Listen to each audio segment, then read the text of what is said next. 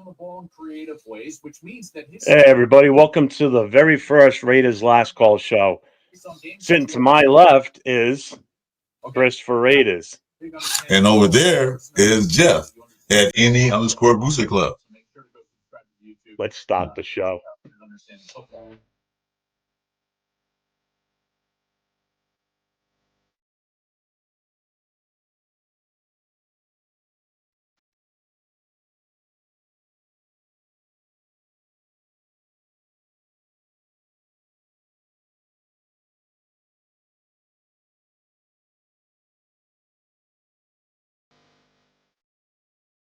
Welcome, Raider Nation, to the very first episode of Raiders Last Call with myself, Jeff, New England Raider Booster, and one of my co-hosts, Chris for Raiders, or just Chris, either way you call it. We are missing one right now. Hopefully he'll be in shortly, but it is going to be none other than Papa Rundown, as you saw in the credits at the beginning, who the three hosts are going to be. Usually what the plan thought was for this show is going to be pretty much a 1 hour show of the three of us talking about the Raiders. Not necessarily Raiders of current, but more of a throwback show, talking about the history of the Raiders, what the Raiders meant to us, what we grew up with the Raiders. So we'll get into all that. We'll get into after the first hour. Now we'll get into talking about the current status of the Raiders and what's going on and everything. So first and foremost, let's just hit out the chat real quick. I know I apologize for being delayed, but someone else was in the studio ahead of time, so we had to kind of wait for them to finish their show. So sorry for the 30-minute plus delay. But so let's hit the chat up real quick. Mark, what's up, brother? How you doing? Hey, Mark. Marcus, welcome in. Raider Ryan, what's up, man? Ryan, what's up, Nate? And I'm in. Jason Downs, what's up, Jason? How you doing, brother? Jason. Sacktown Mike, what's up? This Dink's here too. Fuck him. Yeah, kick him out. Ja Raider, what's going on, man? What's going on? Anybody's got any questions at this point? I'm just going to put a star on him. I'll come back to him afterwards. Let's see who else is in here. Marty McGregor, what's going on? That's my buddy, my best friend. So, yeah. Nice. Welcome. Thank you for coming in, Marty. Thomas Simpson, what's going on, man? Good evening, everybody. Raider Foo Chris, what's up, man? Thanks for coming on last night with us, man. That was fun having you on there with us again after you've been away to Hawaii for a week, you lucky bastard. Freezing my ass off in New England. The good thing is, though, next week we're going to be in the 50s and 60s here in New England, so it's going to be spring finally. John Leone in the house. Let's see who else is here. 805. What's up, man? Hey, don't worry about it. No big deal. We're flexible. We may be old, but we're still flexible. 805. That was a great conversation today. Now I watched all of it. I liked it. So yeah, that was a good one. Tony, what's up, Tony? Tony. Vinny Thomas, what's up? What's up? Raider Pete's in the house tonight. Awesome. Hey, great. Thank you. Pete. Good old Billy Davis. What's up, Billy? How you doing today, brother? Billy's always in the house. Yes, he is. Always in the house, Appreciate Billy. that. You should, excuse me, if I say something, Billy. Yeah. Get your webcam. Come on in with us. You got the gray in your beard, so you're welcome to come with us. We're gray beers. So come on in. Get a cam, get a mic, join us. So what I wanted to do, the thought process was just kind of give a brief overview of, because not everybody knows, I see some new names in there right now that I haven't seen on in the chats on any of the shows that I'm on. I don't know if Chris has seen any of them, but just to kind of give a little background of us old school guys, as far as like Chris, I'll ask you right now, like what year did you actually become a Raiders fan? Like the year was the 76-77 season was the year. So it was like the mesh, but yeah, that was when I became a Raider fan. Okay. Now you lived out that way, so did you see them play live at all? During that time in the 70s, I live in Southern California. So we basically had three main channels. It was Channel 7, which is ABC, CBS was Channel 4, and CBS was Channel 2. CBS and NBC show the morning game at 10 o'clock. I don't know, they're usually the East Coast games. And then they'll show the later afternoon games at 1 o'clock, which is more like the West Coast, Midwest games. And all the games we saw on TV was either 1, 2, or 3 teams. It's either Rams, Cowboys, Miami Dolphins, and who else was it? This one also always show in the morning. Steelers had to be on all the time. I can't remember the team, but they only show things all the time. They never show any other teams. Yeah. So I didn't really see the Raiders on TV unless they play Monday night. And then I'm kind of young, and Monday night, they come on, they like go to bed. Yeah. Yeah. So I'm gonna watch the game. So, and I saw them live in my first appearance at the Rose Bowl Super Bowl, the first one. That's how I fell in love with them. Well, what was it that actually drew you to be a Raider fan? Like, what was it that made you click to it? Other than I mean, it's obvious that because you lived in California, you were closer to it. But what was it that drew you to the mystique of the Raiders? I mentioned this before, and I'll mention it again. I always say I don't change my colors. So I didn't quite tell the truth. I changed my colors. My whole family was living in LA. Of course, they were Rams fan. They will get their butts kicked every year by the Cowboys, and that time was the Vikings. They said, "How you guys root for this stupid team?" I'm done with it. So I watched. They showed the Rams play the Vikings. I saw Chuck Foreman on a big yard. I said, "I have my team now," and I did that to piss him off because I was one of those guys. I was that guy. Yeah. And so I rooted for every time I saw Minnesota play. I rooted for them. They hated that. So that one year that they assumed the Rams were going to Super Bowl, they bought tickets.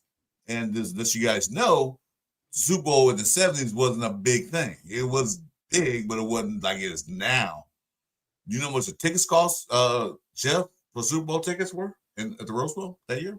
Back then, probably well under $100, I'm sure. $20. Yeah, I'm not surprised. And that probably like for $150, $200 a day, which was nothing. Yeah. So he went. Rams wasn't there, but they had tickets. So I went because the other guy that was supposed to go with them decided to be sick because he was a big time Rams fan, so he didn't want to be there. So I went because I was the only football fan in the family. Sat there and I looked at the uniform that silver just like on the helmet just just caught me. and I just loved the uniform. That silver and black, man, was awesome. Yeah, you couldn't go wrong with the team colors, that's for sure. Who was the player that stuck out to you that like you were drawn to when you saw him play? Like, who was your number one guy? When I saw the game, of course I was young. I didn't know who he was until later on in life. That was Willie Brown. One down. Yeah, he's just jealous. That was Willie Brown when he got the interception, he got that pick, and he ran back. And when we were sitting at, it was like mid-level behind the end zone, and then you can see him just running towards us. I'm like, that caught my eye. Yeah. I was already cheering for him because I wasn't cheering for him because I still was like the Minnesota fan there, but I was cheering for him because I like this. That's like the way they was dominating, the way they played. And I said, that's how you play football. Not like these Rams. They're playing football. Yeah. Now, you must have seen games in the Coliseum then, right? Oh yeah. Yeah, I went to about 7, 8 of them. Yeah. What was your first experience when you actually went to Oakland and watched them play there? I didn't go to Oakland. No? We was on our way to Oakland and watched one of the games, like the last season in Oakland. It wasn't the last game. And we chartered a bus. It broke down. And it broke down. We had to stay in a motel overnight, and we missed the game completely. Oh no shit. Yeah, they sent a trial bus to pick us up. They say you were still going. Well, the game is at halftime. We thought about going, but there's a couple of ladies on there. They wasn't ready for that and all that stuff. So we said, you know what, just turn around. Just call it. So then the bus company did comp our ticket prices. I said, okay, at least that's fine. That's fair. Frank. Desert Raiders here too. What's up, Desert Raider? I said that's fair. They pay for our tickets, the ticket price of the game. So okay, all right, well, just the game, and they lost anyways. So at least they covered you for that. You didn't lose that money. At least I guess. No, we got the ticket money back. So what? So when did you first? So would you see them play in LA then for the first time? Is where you saw them then? First live, yes. That's the only place I saw the Raiders live. I haven't seen them anywhere else. But now, was it at a Rams game or was it a Raiders game in the Coliseum? It was a Raiders game. I went to. I never bought tickets to see a Rams game. I went with people. No. I mean, when you saw the Raiders play, were they playing in LA at that time? No, they were still Oakland. They were still Oakland Raiders. The first time I saw them play at the Rose Bowl, they were Oakland Raiders. That was their first Super Bowl. They were still in Oakland. So you went to that Super Bowl.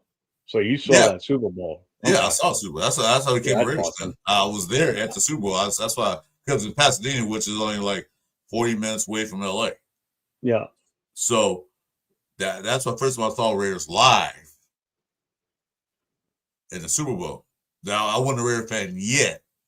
Yeah. Till I saw that Super Bowl. That's when I changed my colors completely, and they haven't changed since. As far as my first experience with the Raiders was the playoffs of our first Super Bowl win. Living in New England was tough because all that was around here was the New England Patriots. But the problem was the Patriots was so bad back then. They weren't even on TV around here because they couldn't sell the stadium out. So I was never subjected to watching the Patriots on TV all the time. The funny thing is, the teams that were on around here were the Jets and the Giants. Yeah.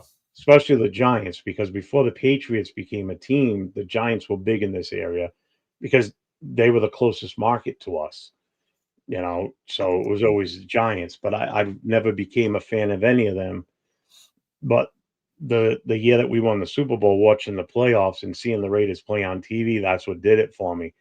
I was watching them play in the playoffs leading up to that Super Bowl. It was just the intensity and just the grit and just the way that, granted, I was 6 years old at the time, but it was still something that triggered in my head that just made me, become attracted to that team, and that's kind of where it just took off from there. So I was never, ever like a Patriots fan or a Giants fan. I really never followed or watched football until that year. And it just so happened that, I get to see them win their first Super Bowl, which was awesome. Just like yourself, you and I both been around to see all three of the Super Bowl wins, which is great. But unfortunately, this younger generation that's watching the Raiders now have not had that experience, which is they don't have that winning experience like we saw. No, the winning, the dominance, like you said, the grit. Okay. Which is part of the reason why I wanted to start this podcast with you and Papa Rundown, because we all have so much in common. We're all roughly about the same age. We've all experienced the same thing with the Raiders through the years, seen them when they were good and winning on games and winning Super Bowls, and now seeing them through their severe up and downs right now. So it gives a different perspective and take on what this team is like right now and what the organization's going through and what the fan base is going through, and just to let them know that it's gonna get better. I mean, the team when they started off in 1960 weren't, they weren't superstars right from the get-go. It took time. They were pretty horrible in the 60s. They won one game or didn't win any games. So I mean, their number one player they ever drafted, if Jackson here, he'd be all excited because I'm going to say the guy's name was Jim Otto. He was a number one draft pick. Yeah. But as far as players that did it for me, it was it was more of a collaboration of the team and just how they always look so dirty and just they look like they just went out and played in the backyard in the mud and every game they looked like that no matter what, You, and you the know, get images of like Bolitnikov, and covered in stickum and at first you're like, what the hell is that? Because you're a kid, you don't realize what it is. mhm. It was just like everything in general that just struck a nerve with me that just made me fall in love with the team. I really can't sit there and say or pinpoint a player like in your case you picked Willie Brown. Well, That that was the hot. That's what just that was a spark. yeah That was like I was teetering on. Do I still like Minnesota? I really like Minnesota. I just liked it because they beat the Rams all the time. So I wouldn't have really. I didn't buy no Fran Tarkenton jerseys or Chuck Foreman jersey, which was one of my favorite running backs at that time. I wasn't a big fan of Minnesota. I was just root for them because they always kicked the Rams butt. yeah But when I saw Willie Brown run into the end zone, that just boom. That's your team now. And like I said, the way they played, they were gritty. They were dirty. They got in the mud. They just took it to you. That's what I liked about them. They weren't like yeah all finesse, like I said, the Rams, they were all finesse, we pass here. No, the Raiders played to beat you up, not to win the game. They yeah played to they beat beat the you kick up. the they played to kick the shit out of you. It was plain and simple. That's what it was. It was fear and intimidation. Yeah, Which we haven't seen in this organization in a long while. since Which sucks, and it's what we need, really. You know, um, trying to think of what I was going to say because I had a thought process there for a second, but I kind of lost it. Um, I'm drawing a blank. I had it all figured out what I wanted to say too. I hate that shit when it happens. Oh, that's I know. When you were talking about the jerseys, like when we were kids, there was no, nobody walked around with jerseys, football jerseys back then. It no, was those god awful 70s style T-shirts that just said the name of the team on the front, and yeah, some generic number on the back. Whether it was even a player, a for real player or not, it was just a number on the back of your shirt. yeah, yeah. I remember That's those. as close as you got to jerseys back then. There was I remember no going to the store and buying a jersey off the racks, especially being where I was. that. Everything around me was Patriots, but You even go that, you go yeah. to JC Penney's in the sport goods section, you'll see a T-shirt or something like that, Well, or that's just it. a You shirt. you had to wait for like the Sears catalog or the J.C. Penney catalog, and even at that, living on the East Coast, there was never any Raiders stuff in there. No, You it's not. know, I would be lucky if I got Raiders gear when I was a kid in the 70s. It just wasn't readily available, especially on the East Coast. It wasn't until 84, 85 when I went out to California with my family for a vacation. We were out there for 2 weeks. Mm. And I went to the Coliseum, and it was in the middle of the summer. We were there in July, so it wasn't like there was a game or anything going on. But they had I don't think it was a Raider image, but they did have a store right outside the entrance to the Coliseum. And every penny I brought with me on that trip, I blew it all in that store. What was that That store was called? What that was the was the name? goal.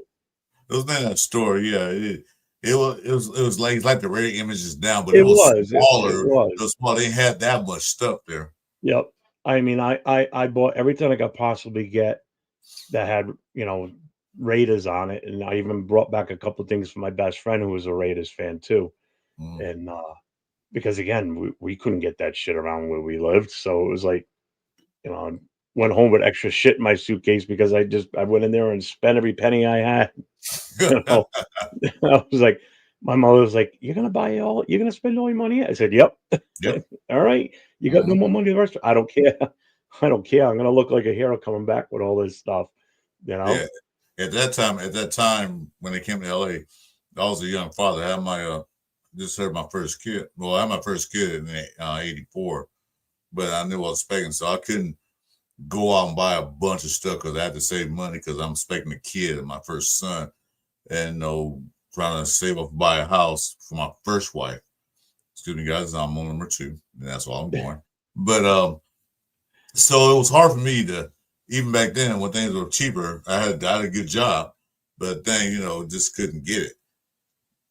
And in those days, you gotta be careful what you wear on where you at in Los Angeles. You understand what I'm saying? You can't wear this in that side of town. You can't wear that side of town. So I was kind of like, well, I can't wear this color here. I can't wear that color here. So I didn't buy a bunch of stuff. Although black is neutral normally, but you just never know. Mm-hmm. So there was no like until I'm gonna let you harp on that too. Until NWA got involved in the rap scene, they started wearing the Raider gear. Then it became normal. So everybody see Raider gear, they're like, "You cool," or they thought she was a gangbanger. It became normal in on the West Coast, but once NWA came around, it became accessible on the East Coast. Mm-hmm. Because until they came around, or they started becoming a thing, you didn't find Raider gear on the East Coast. Once NWA hit the stage and was in the spotlight, you could start getting stuff easier on the West Coast, because they were pushing the narrative on getting that gear out there, because the team was making money, the NFL was making money, and NWA was making money because they were pushing that stuff, So it only added to their mystique, not the Raiders, but the NWA. There was a special just recently about the NWA's impact on the Raider gear during that era. And it was huge. It was huge how much it changed because of them. Because NWA was that, because NWA was always in the news because they were that rap music that bashed the police and all that stuff. So they were controversial. Mm-hmm. So when you're a teen back in those days, a young man, especially a man of color like I am, wearing the Raider gear showed your sign of defiance. Mm-hmm. They didn't have to be fans. Some guy, we go back in time. You guys, you a Raider fan? No. Why are you wearing that gear? Because the NWA rocking it. Yep. That's exactly what they would say to you. Yep. And but it also, at that same point, though, it also did spawn a whole new generation of Raider fans. It really did. It did. It made the Raiders more popular, which is why, a lot of people don't realize this, which is why the Raider Nation is so far spread throughout the country, and why it's so huge. It's pretty much, if NWA never came around, the Raider Nation wouldn't be as big as it is. Yeah, I can tell you that right now. It wouldn't reach as far as it did. I just happened to be at the right place at the right time in the 70s watching football and got hooked on them. Me too. It was just what they call it, circumstance. I was just happening to go to the Super Bowl and just see them. And like I saw them once on TV and I said, "Oh, that's some nice." I think it was might have been Monday night game or something, but I didn't see them on TV once. And that's it. And then wearing their black, I guess they were home. Yep. Like, they're wearing black jerseys. That's cool. And I like that, but I didn't know where they were. And people sometimes don't realize how much influence, music has on a whole generation. Mm-hmm. I grew up at the time when rap was just getting started. I know you're a couple of years older than me, but Excellent was rap was just getting started. It was. And NWA came around and it just blossomed after that. But I'll tell you right now, if NWA never happened, there probably would not be a Raider Booster Club, because there would not be that many Raider fans around here. Mm-hmm. The NWA is really what pushed the narrative on spreading the word about the Raiders. A lot of people didn't even know who the Raiders were, to be honest with you, even though they were very popular and were a winning team. People on the East Coast really didn't know about the Raiders. It was a very, very small community that even knew about them. Because the narrative was back in the 70s, we're pushing the Steelers, the Cowboys, a couple other teams. But that was a big team. Cowboys were moniker the America's team. Yeah, that's not my damn team. They wanted to push the wholesome part of it. The nice teams. Yeah. No, nobody wanted to push the Raiders, because just the colors alone and the logo basically just scream that, like you said, you're being defiant. If Yeah. you walked around in that gear, you were bad. You shouldn't be walking in that stuff. Yeah, you're a You know, gangbanger. You're evil. You're gonna rob me. That's image growing up in LA was back in the 80s. I believe it. I It believe it. I was. mean, I like I said, I was there in '84 and in '85. We went out there 2 years in a row for 2 weeks at a time, Mm-hmm. and you know, I saw all that when I was there. I saw it from the other side, being a weight dude, but I was only 14, 15 years old at the time, so mentally I didn't really fully understand the whole process of what was going on out there. Of course. But now that you get older and you learn things, your history, you understand the impact of what it had on the culture out there, Oh, yeah. and it had its goods and it obviously had its bad. You know, there's few years ago when we went to Atlanta to play the Raiders. This was back when we were still in Oakland and the team was still heavily involved with the booster clubs. There was a notice that was sent out to booster clubs that were going to the game in Atlanta, and it basically read, if you're going to the Atlanta game, do not walk around downtown Atlanta in your Raider gear. Don't wear Raider jerseys walking around downtown Atlanta, Mm-mm. because there were rival gangs down there, and one of them wore Raiders gear. And whether you are white, black, whatever, if you're wearing that gear, even if you're not part of that gang, they will associate the fact that they think you're part of It, it, and it didn't matter. it didn't matter. It didn't They matter. would take a shot at you, even if they knew that gang didn't have any white dudes in it. It They didn't would still matter. take a shot at you. They, So that's how bad it was that the NFL teams had to tell you this. That's not a good image to have. that's what the games were. And probably I don't know the story because I don't know I'm involved in that, but that's what they were. It don't matter who you were. You can't come on this side of town or on my set wearing that color. That's the rival game color. Yeah, And that's give what me it was another for a one. while. That's why I that's can why hear a you. lot of My people daughter's didn't there. buy that's why a lot of people didn't buy the Rams colors because their color was I don't want to get too much into this, but their colors were blue and gold. You can't wear blue on this side of town. You won't be walking out alive. But when the Raiders came there and then NWA showed up with wearing red colors, you can wear silver and black everywhere. Nobody messes you because that represents something totally different. But like I said, Yeah, I mean, when Reds came to LA, it changed the whole dynamic of football because when I was living in LA, there were Rams fans there, but they wasn't like they were until the Raiders got there. Then the whole town turned to because LA is known for two things: Dodgers and Lakers. You want a football town. Well, the Raiders got there, it turned back to a football town. yeah. Well, and that's the other thing too. It's like the Raiders were in LA at that exact time that you know the rap culture kicked in, and that's what changed everything, and that's why LA's got such a tight hold on really being a Raider town or a Raider Mhm. city. And I mean, you would know better than I do. I just know from what I know from history and people that I know from out that way.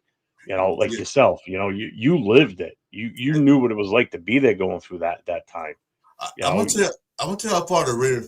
I'm gonna tell you guys a little history of how far the Raider family stretch. So we had this other team in our division called the Chargers, wherever they are.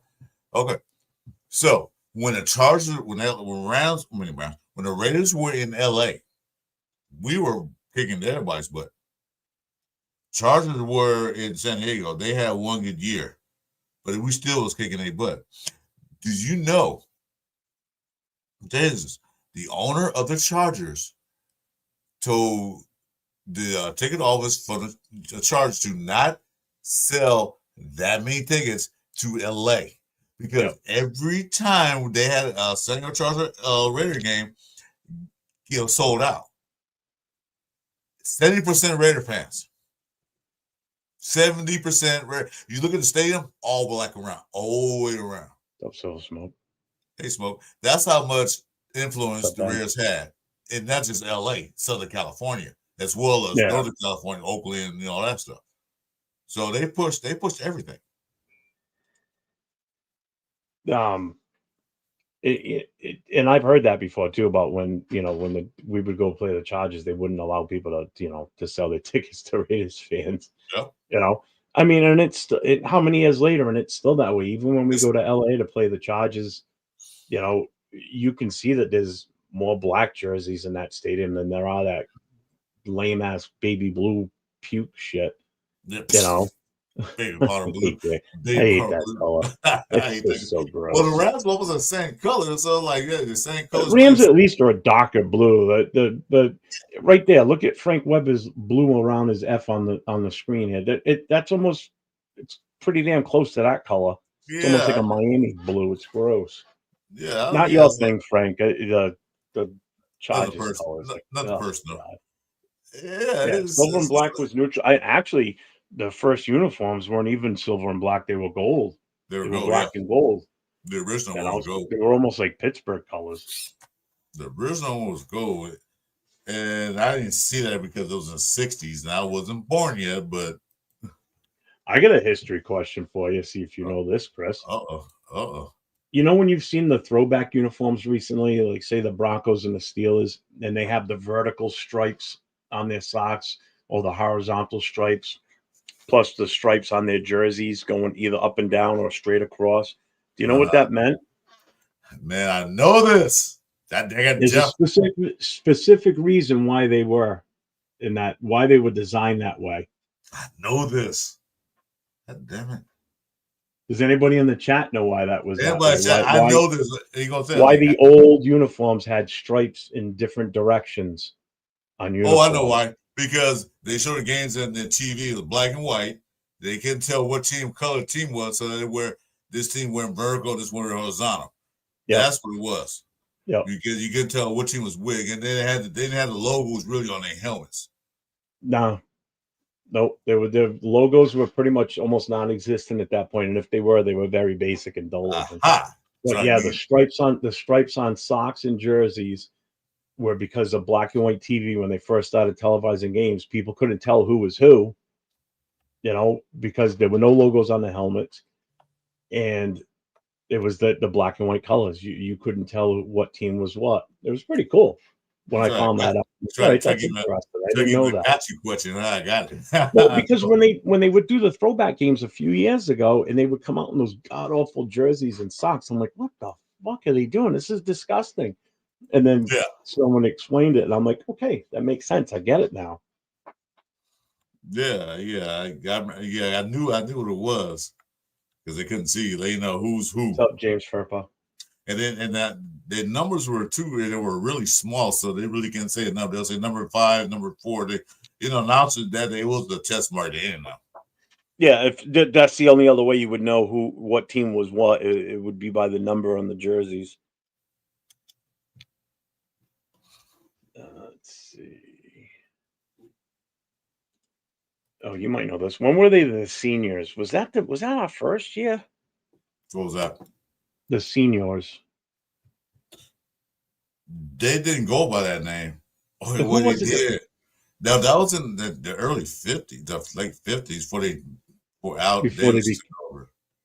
Well, the team was incorporated. The team came in 1960. I don't know what it was. Were they the seniors before that? Before they came the Oakland Raiders? The seniors, I think. That's a question that I don't know offhand. I'm trying to think. Yeah, you got a couple of people asking about your guitar. David Nardone and Marty McGrail want to know what kind of bass you play. Voice, my bass, my voice. No, the guitar behind you, I can see it. Oh, I know. I had picked that up 15 years ago. My brother gave it to me. I normally play the saxophone. I just want to try the bass out. Just something I just thumb around. Well, I used to. I can't do it now, but that's what I used to play. I mean, just mess around. I don't play bass. I'm a saxophone player. I play the sexy instrument. So let's go to the next one. Yeah, they were the seniors first. I don't remember what year. Well, Now, again, we've both seen them win all three Super Bowls. I mean, how old were you in '76 then That when we was won that one? just I was 11, turning 12. 12. Out Going of on. the three Super Bowls, which one do you remember the most, or which one was your favorite, I should say? I know mine. I'm gonna say the second one. Against the Eagles. Yes.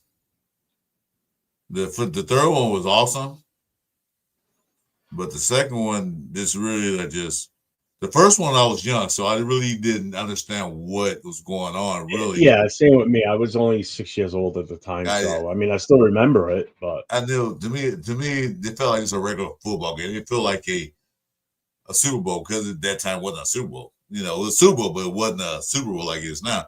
So it felt like a regular game to me. The yeah, second one with Kenny King and my favorite player of all time, Rod Martin, that got me. That was the one I liked. yeah. Because they gave the Raiders was the first team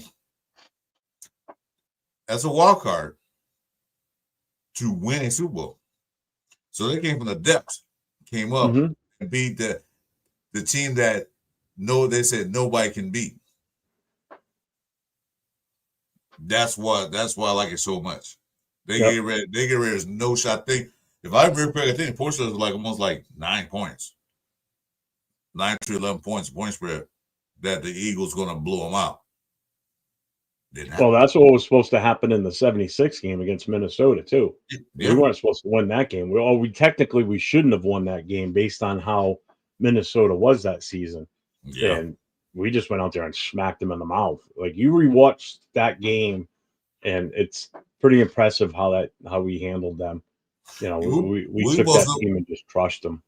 we supposed to win one against Redskins. They just won one and they're going back to back. We were supposed to win They that had game. beaten us in the middle of the season too. The Yeah, Redskins had beaten us earlier that season, and then when we got thoroughly. matched up in the Super Bowl with them, that was the talk. Was like, there's no way we're going to beat them. They already beat us pretty bad during the regular season. Yeah. That's my Super Bowl. Was that one because Mm. at that time Howie Long was my favorite player. Oh, You okay. know, Howie Long was the guy for me. Still is. You know, I mean, the guy still looks like he could go out there and play. You Yeah, know, I'm that just '83 team was something special for me. Um, the fact again, we went and played. If you think about it, all three of our Super Bowls that we won, we technically really weren't. supposed to win. We shouldn't have won any of them based on how those other teams performed that season, especially the one against the Redskins because they had already beaten us once in the regular season. You But you know, also got to remember that. and we went out there and fucking beat their ass. But you also got to remember the championship game we played Seattle at that time was in our division. They beat us twice that year, Mhm. and we played Seattle in the championship game. We were supposed to win that game. Yep, So they already beat us twice. yep, We went out there and yep. dominated them like they were playing in high school. And So I yeah, think the reason that '83 game means so much to me is the fact that at that time I was already a teenager. mm, So I was able to, really soak in that win and enjoy watching it. My dad, even though he was a stupid Patriots fan, but anyway, I didn't hate the Patriots then because they weren't anything. They were no threat. Biggest yeah, threat they were was in '85 when they came to LA and beat us and ended up going to the Super Bowl to play the Bears and got destroyed. got destroyed. Yeah, Um, God, that was disgusting that game. But yeah, that '83 team was just that was just phenomenal to watch that. Like I said, Howie Long was my guy, and Alzado finally gets to win a Super Bowl after all those years in the league, being bounced from different teams.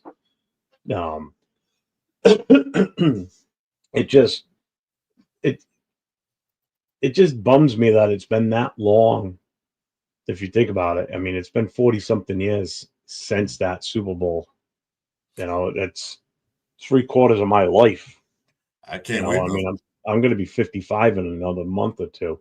I You can't wait. know, I can't wait 40 years. I'll be 61 this month, and so yeah, I'm that's what I 40 mean. years You and up. I talked about this the other night. I'll be 101. If I make it that Yeah, far, great. But 100, I'm I, gonna I be ain't I 101. ain't got another 40 years in me to wait for a Super Bowl. I'll be in my 90s, and I'm not the figure of health, so I doubt I'm going to live until my 90s. Excuse me, let me take a break, guys. I'll be right back. Yeah, go do something. That's why I can't wait. That's why I like the fact of the direction that we're potentially going in here, because we have to be in that win now mode or win sooner than later mode. I don't want to wait anymore. So let me just hit up the chat here while we're here. Where are we? You guys talking about your ages? Frank Weber in '76. I turned 12. You're even older than I am. Purple, born in '76. 1980 was great because we weren't supposed to. Like we said, we shouldn't have won any of those based on how the team performed and how the other teams were set for success. Those teams were all good teams. Yeah, Minnesota, man, that game.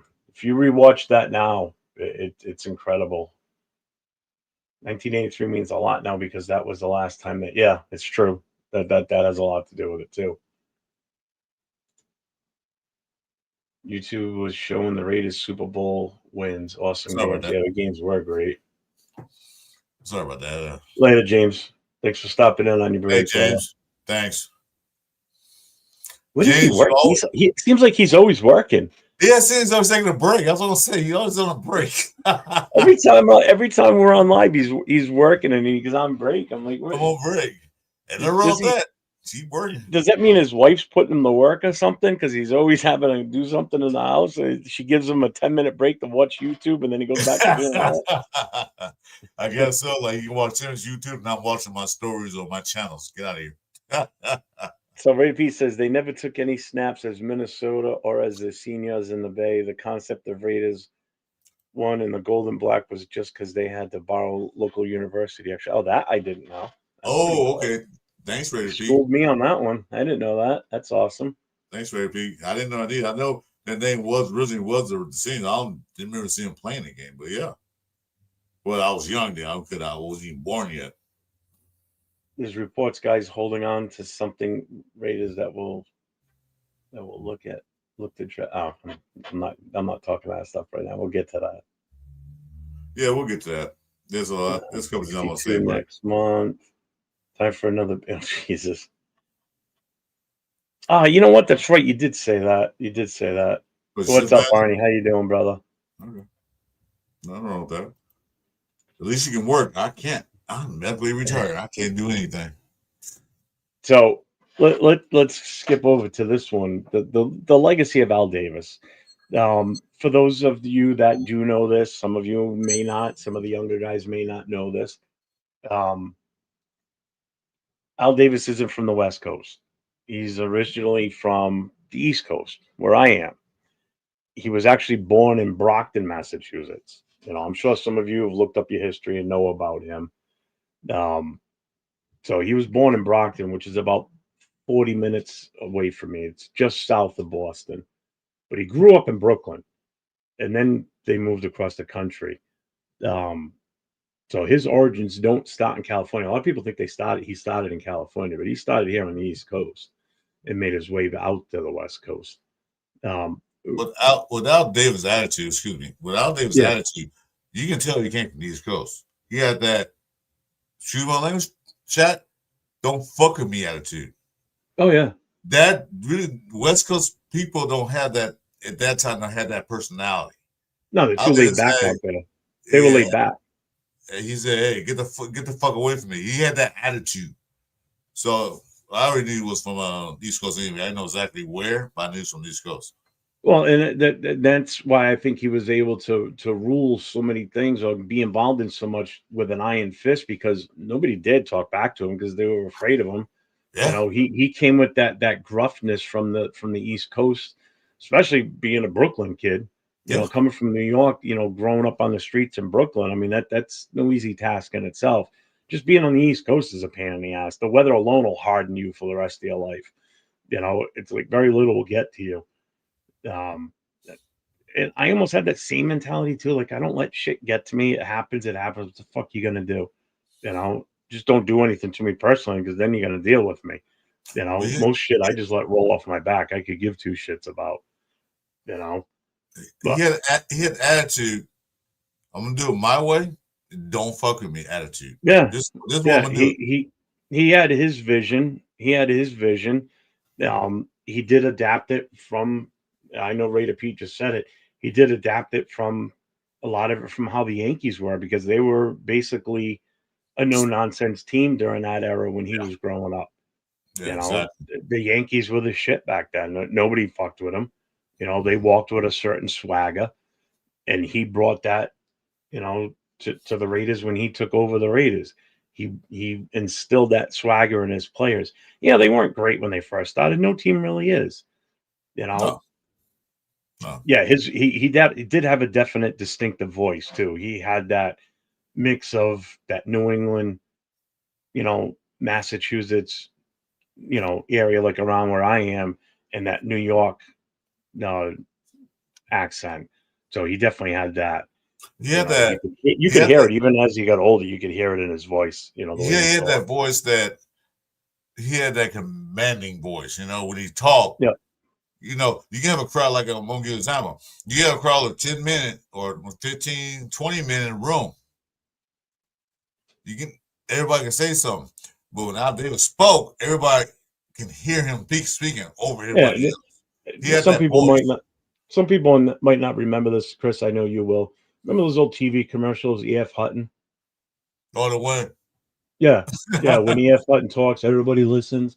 Yeah. That's Al Davis was basically E.F. Hutton. No, So that's good. when he talked, people shut up. That's He good. just drew that respect without even.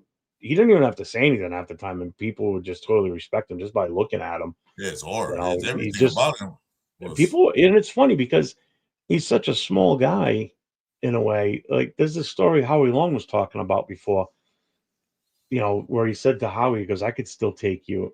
And Howie even said, he goes, I'm not gonna lie, I kind of giggled a little bit, but then I looked at him again and I could tell he was serious. So it's like, who is this guy? This guy ain't fucking around. That's just the way he was. He instilled that tenacity in that team, and the team fed off of that, which remind me of? Not the mall boss, it's the mini mall boss right below him. oh, the He's like underboss, like the second yeah, in the command other type of boss. guy. There you go, the other boss. He's like one of those guys like the mob boss, you know him. Yeah. But you're not scared of him. It's the guy below him you're scared of. Like that's the guy you Yep. gotta watch. Yep. Yeah, that's exactly remind me of. You know, And and like the to you, NFL, what does Al Davis mean to you? Like, what's your lasting impression from him, and how much of an impact did he have on you when you were growing up as a Raiders fan? like I said, he showed that tenacity. He showed like he ain't scared of nobody. He took the NFL at that time was a multi-billion-dollar business like it is now, but still was a business. He took them on and didn't back down. When things didn't go his way, he moved on. Now I like that about him. No back down. Just because somebody tell you no, don't mean you can't do something else. Or I can't do it this way. Well, then I'm gonna do it this way. No, well, I'm gonna go over here. Well, I'm going over. See, he did not back down. If you want to do something, he's gonna do it. I'm sorry he wasn't allowed to see his new stadium built that his son did for him. Yeah. But you know what? That's his legacy. Because now they just went to 2 different cities, 5 different towns to get a stadium built. And he didn't back down from that. He told LA basically, he liked LA, he liked the fan base, but he told LA basically, fuck you. This is my college, it's my arena, or it's the city. It belonged to the city at the time. Still does. He said, come to the new stadium. They said, no, not here. So, he doesn't back down. That's what I liked about him. He didn't take no for an answer. Yeah. No compromise. I mean, everybody now, owes a debt of gratitude to anybody that's a Raiders fan. Owes a debt of gratitude to Al Davis. Um, Without him, the Raiders wouldn't even be here. None of us would even be doing what we're doing now, interacting with all these different fans, um, this team would not exist. If it did, it wouldn't be what it is now. That's for sure. That's in my eyes, that's the legacy he leaves behind or left behind is a whole generation. I mean, look at how many generations of Raider fans that like you and I personally know. You know, there were some that were there before us, obviously because they were that first generation Raider fans. I always consider myself the second generation of Raider fans. I was born in 1970, so team was already 10 years um, in existence by the time I was born. Yeah, So I consider myself part of that second Raider generation. I can see To that. come to grow up being a Raider fan, and able to pass that down to, like in my case, pass it down to my son. My son now being a Raiders fan, Yeah, I can you see know, that. So is my and son. eventually, so like I'm still carrying on that legacy of Al Davis in a way because it's continuing on through my son, Uh-huh. and I got a grandson coming in May, so hopefully it continues on with him too. Mhm. You know, granddaughters are different; they're not really. Uh, if she likes the Raiders growing up, then that's an added bonus, obviously. But the bond with sons is different, So what Al Davis means to me is still that family aspect of the Raiders. You know, the Raider Uh-huh. Nation, the family continuity, or I guess yeah, like the family continuity, like how we can all sit here and be on totally different parts of this country and have common ground to talk about. You That's why know, not gonna everybody chat. I can say, hey, what's up, Raider Nation? Or no, now I'm saying, what's up, Raider family? Because we are a family of Raider yeah, fans. But I'm gonna backtrack right quick. Al Davis legacy. Now, all you every other team fans, I don't care who fans you like, Cowboys, you like the Patriots, you like the Chiefs. I don't really care who you like. It wasn't for Al Davis. Guys, listen. There will not be the NFL as is today. He nope. merged the AFL to the NFL, which brought the teams over. I can give you a list of them, but I'm not going to do it right this second. It wasn't for him, there will be no NFL today like it is now. Okay? You guys remember that. He brought all that over. He did it. He fought Rosenbell. Was Rosenbell, whatever his name was. Pete Rozelle. Rose, Pete Rozelle. Where's Rosenbell from? I don't know. But anyway, he fought Rozelle tooth and nail, brought the NFL over. The AFL to the NFL and brought some of their rules that the NFL didn't have over to the NFL, which is now. So that's Alabama's real true legacy. You hear me? It wouldn't be Hmm. none of this. It wouldn't be the Chiefs. It wouldn't be the Patriots. It wouldn't be I think the Bills. I can't remember all the teams. You have a list of that? But the teams he brought over from the AFL, which made the NFL. So if you're football one of those football fans on one team, you got to thank Al Davis for that. Or you Yeah, can either say, and you're right too, because without him, it would still be two separate leagues. Actually, that league the it was AFL would have defunct. it would have been defunct. Yeah. Definitely would have been defunct. It was like the Um, USL back in the 80s and all that stuff defunct. yeah, and what started all that and forced their hand to join forces and merge together was the contracts that he was offering these players that were already in the NFL. It was funny. He was taking NFL players Yep. He was away. taking NFL players and bringing them over to the AFL, signing Yeah. these college players before the NFL could, and offering them a little bit more money and Yeah. a better guarantee to actually play, whereas they probably weren't going to play in the NFC or the NFL, I should say. NFL, yeah. So I mean, he legit is one of the sole reasons why we have the NFL what it is today. That's why it's so important to make sure people are aware of how much of an impact this man had on this sport that we all love and this team that we so love. You know, I don't remember a the lot of story. people, is I felt as though doing this show, the way that we're kind of doing it, it would have been great if Papa Rundown had made it. Yeah. He'll be on at some point.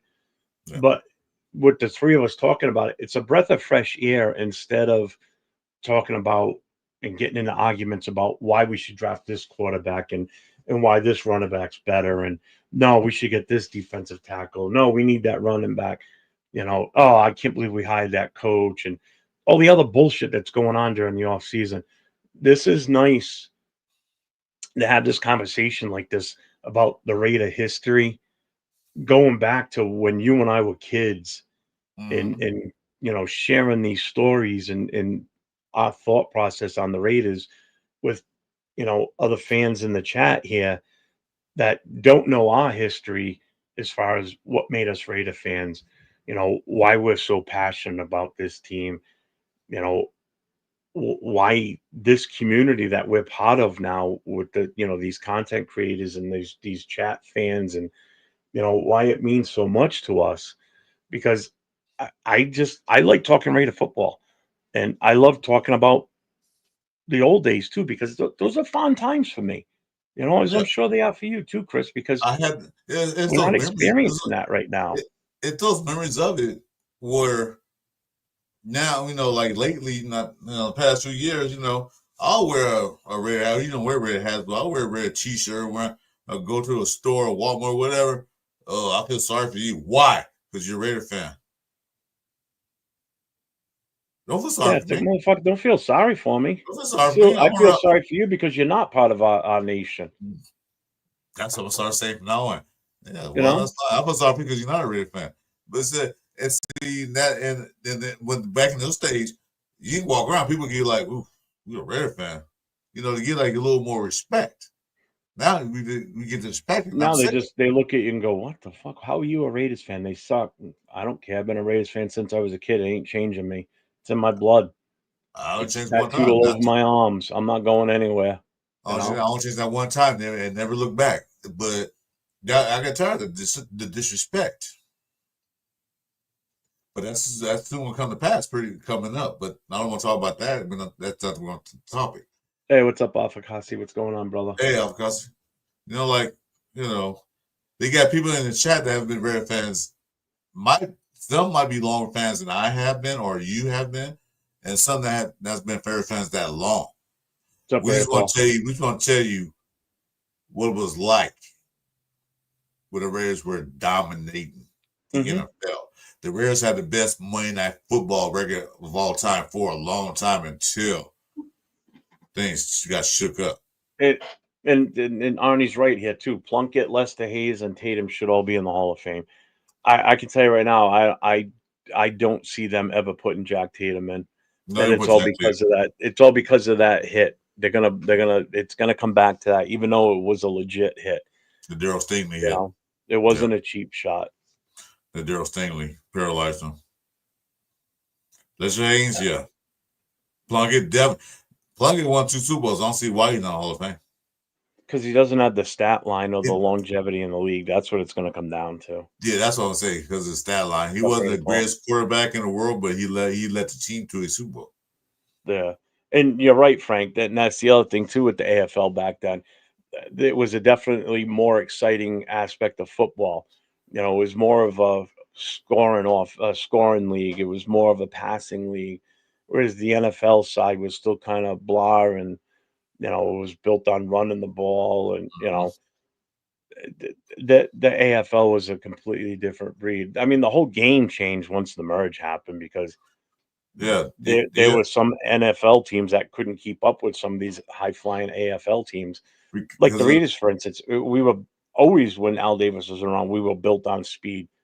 Some of those NFL teams couldn't keep up. There's one story I can't remember. I remember vaguely. Remember, if somebody remembers the story, let me know. It was right before the merger.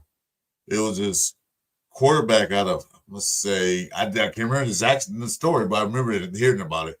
It was a quarterback from one of the Big Ten schools, Iowa, India, Michigan, whoever it was. He was like the NFL. They were like, "Yeah, we want this guy because he's a great quarterback." Blah blah blah blah. Al Davis snatched him up. Then Al Davis, not the Raiders, but one of the AFL teams snatched his quarterback up. NFL was pissed Hmm. because they thought this guy could bring in the money for the NFL. No, one AFL team, I think it might have been Houston team, picked him and took him. They need more money. Come play with us. And that's when he started the high flying act, the bombs away down the field, which everybody knows when you see a long pass for a touchdown, boy, that's exciting. But if you see a team running for 10 minutes, 2 yards here, 3 yards there, 4 yards there, all the old game long, 9 yards in a cloud. That's Yeah, boring. the old 9 yards in a cloud of dust. You know, it was just running it. It's like watching baseball when it's just so lackluster. You know, Like when watching you've got golf. excitement on the AFL side, and that's what did Yeah, it. you seen this You guy know? throw for 400 Yeah, I mean, yards. Al Davis had his quirks that some of his decisions that he made as the owner weren't the best in the world. Definitely like Eric Raiders haters Hunter said, you know, the way the whole Marcus Allen thing ended. I mean that kind of sucked. That's two grown men And have of this. course, of all teams for him to go to, he goes to one of our biggest rivals in the Chiefs. It's two grown men having a disagreement. It happens. It's gonna happen. But guess where Marcus Allen's at right now? Where he spent all his time at with the And Raiders. with the Raiders, Mm-hmm. yeah. These are all alumni parties. So that's where he did most of his damage in the NFL was as a Raider. That's where he was more known for. he's all famous as a Raider. Not a Kansas City Chief. He's a Raider. Yeah. Like Frank said, the AFL was more diverse. Some players didn't have a choice but to play in the American League. Yeah. It was a lot of it was still the whole racial thing too. It was. Certain teams on the NFL side wouldn't draft black players. And to even think about having a Latino quarterback like Tom Flores. Oh, good God, no, can't do that in the NFL. No, they wouldn't draft a black quarterback. They didn't even look at the southern schools where most of the majority black players play. They didn't even look that way. They all look to the east and the up north. That's where they recruited from. Jim Plunkett, Neil, I have similar numbers, +2 Super Bowl wins. Only a Manning will go. Yeah, and you're absolutely right. I think Eli's going to get in first ballot, which should be next year. Yeah, he's going to get in first shot. He'll beat him. Yep. Al took players from all races, from smaller universities. Yeah, he did. He did. Definitely. That's what I'm just saying. He went schools. Yeah. Did you ever meet Al Davis? Well, I only saw him far away because Al Davis was in LA. You could not get close to him. They were not allowed because he had security like crazy. But I'll tell you a story. I went to it was Reds versus the Donkeys. My buddy, he's a Donkeys. My buddy was a Donkeys fan. Loved him. So we went to the game together. And let's go to the game. My tickets went. Sat there, and I'm like sitting there because we got there early because I want to get there early. They're doing their warm ups. The Raiders on one side and the Donkeys on the other side. And Al Davis walked across the field to the Raiders in his normal white jumpsuit, walking in, talking to the players. And my buddy said, "Who's that old man on the field?" I said, "Really? You know who that is? That's Al Davis." Huh? That's the guy who owns his damn team. That's Al Davis. Go down there and tell him what you just said, old man. See what happens. Yeah, I didn't know that. Yeah, well, of course, you're a Donkeys fan, so you don't know anything about the Raiders. Well, but yeah, I only saw him live and in person one time, and it was when they were here in '93 to play the Patriots. I mean, back then there were no cell phones or anything, so I went with a bunch of my friends, and my dad was supposed to meet us there, but he didn't meet us where we were supposed to meet up, and we had to get inside the parking lot so we could get a good spot. So we drove into the parking lot. The guys started setting up for the tailgate we were going to do, and I just started walking back out to the main road and down the road to where we were supposed to meet up with my dad, which was had to be like about a 2-mile walk by the time I was all said and done. But I'm by myself walking down the road. There was just cars going by, going to the stadium, and all of a sudden, over this crest of this little hill comes two Massachusetts State Trooper motorcycle cops, and right behind it, I can see the roof of the bus coming, and I'm like, it's got to be the Raiders. So I'm standing out there, and I got I had my Bo Jackson T-shirt on, and as the bus crests the hill, in the very first bus, sitting in the front seat right next to the bus driver, it was Al Davis. I knew it was him because he was in an all-white jumpsuit, Yep. just sitting like this, looking out the front with his hands on his knees, just sitting like this, looking out the front window. And here I am all by myself, standing on the side of the road, yelling and screaming, "Go Raiders!" As these buses are flying by us. And I'm thinking like, ooh, so-and-so just saw me standing there screaming like an idiot. Al Davis saw me, all the different players that were on the bus at that time. I'm like, I'm out here looking like a fool, yelling and screaming, but I didn't give a shit. I didn't care. That's as close as I got to him, going by me at about 50 miles an hour. But it was like 3 or 4 buses that went zipping by, full of players and coaching staff and everything else. But that's the closest I ever got to him. At least I could say I saw him in person. Al Davis pretty much kept to himself. He wasn't out there, all over the place like some other owners are. Kept to himself. But I heard stories from other people that met Al Davis say he's the most nicest guy you can ever freaking meet. I believe it. Just don't cross him. Because now you got copycats trying to be like Al Davis, like Jerry Jones of Dallas. He's trying to be like Al Davis. And that's just it, because Jerry Jones was good friends with Al, so he took a lot of the mannerisms that Al had and how he ran his team, and Jerry Jones ran with it, but it's just, see, Al Davis could evaluate talent. That's the thing. He at least had been a coach in a football coach at some point, so he knew what to look for. He understood, what players' capabilities were. Jerry Jones doesn't have a fucking clue. Never did, never will. Now he's becoming like the Al Davis towards the end of Al's life, where he wasn't as sharp, when it came to the football aspect of things. No disrespect to Al. I mean, it's just old age. It just does it to you. What are you going to do? It just happens. That's life. And that's what's happening with Jerry Jones. I give Bob Kraft, even though he's an older guy right now and it's still an owner, the only involvement he really ever had with the team was hiring the coach or being part of the hiring process. He never meddled with players, telling them how to do things. And, Al Davis did that, but he could back it up. Yeah.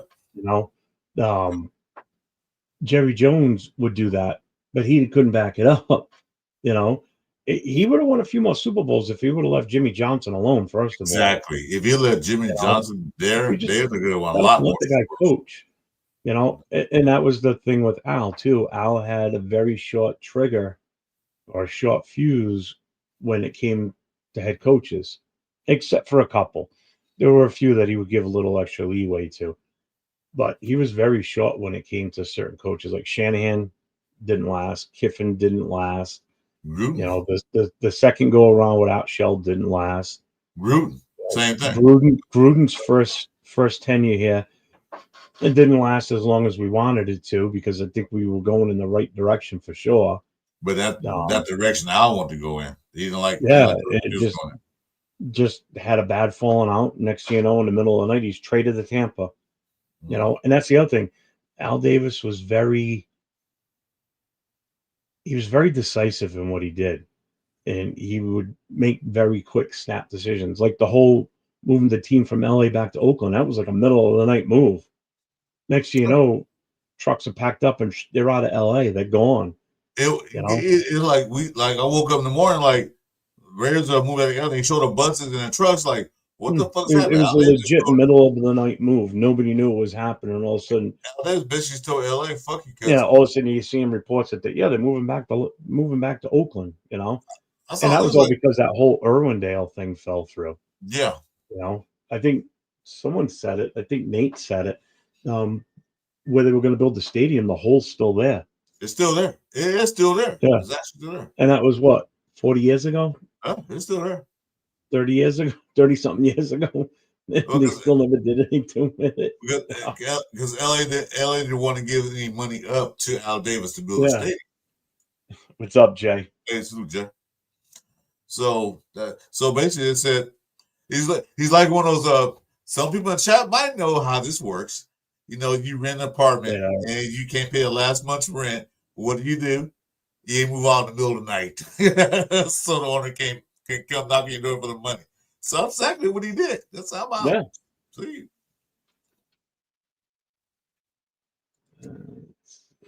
Yeah, they did. Tampa offered Yeah, a shit ton of money for him. That's true. Right. You ready to open this up now? Let people in if they want to come in. Before we do, I'm gonna say this. Thanks for the guys that joined us on our first premiere show. Or we're gonna do more.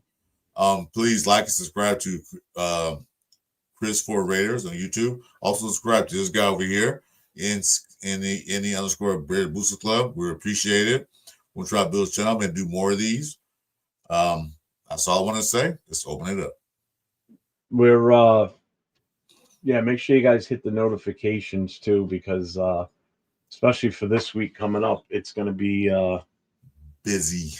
It's gonna be a busy week.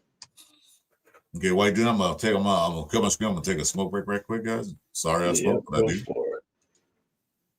But I'm on the mic, but I'm off the camera. Hey, anybody that wants to hop in now, we're opening it up. This is what the platform's pretty much going to be on Saturday nights. Is the first hour will be us just kicking it back, talking. I guess Chris, you would say what, almost barbershop style, just talking in general about the Raiders and trying to keep it more old school stuff. Exactly what it is. That's you guys should call it the barbershop Raider talk if Yeah. you want to. But yeah. Exactly what it is. You know, for the rest of the off season, that was the thought process behind this show, is to just get on here with, you know, myself, Chris, and hopefully we get rundowns, pop a rundown in here with us on a regular basis on Saturdays. Just kick it old school, talk about, you know, the team from, you know, what our experiences, different stories we might remember, because we're old, we forget shit, and by next week I might remember something, you know, and I'll talk about it then, you know. But it's also designed for you guys too. So if you guys have any old school stories, bring it up to us. Yeah. And tell us your experience. You know, that's the whole idea. Like I said earlier, it's just a nice breath of fresh air instead of, you know, talking about the current status with the team and, you know, this is shitty, that's shitty, we want this player, I don't want that player. You know, it's just a chance to kind of just chill, talk old school Raiders stuff.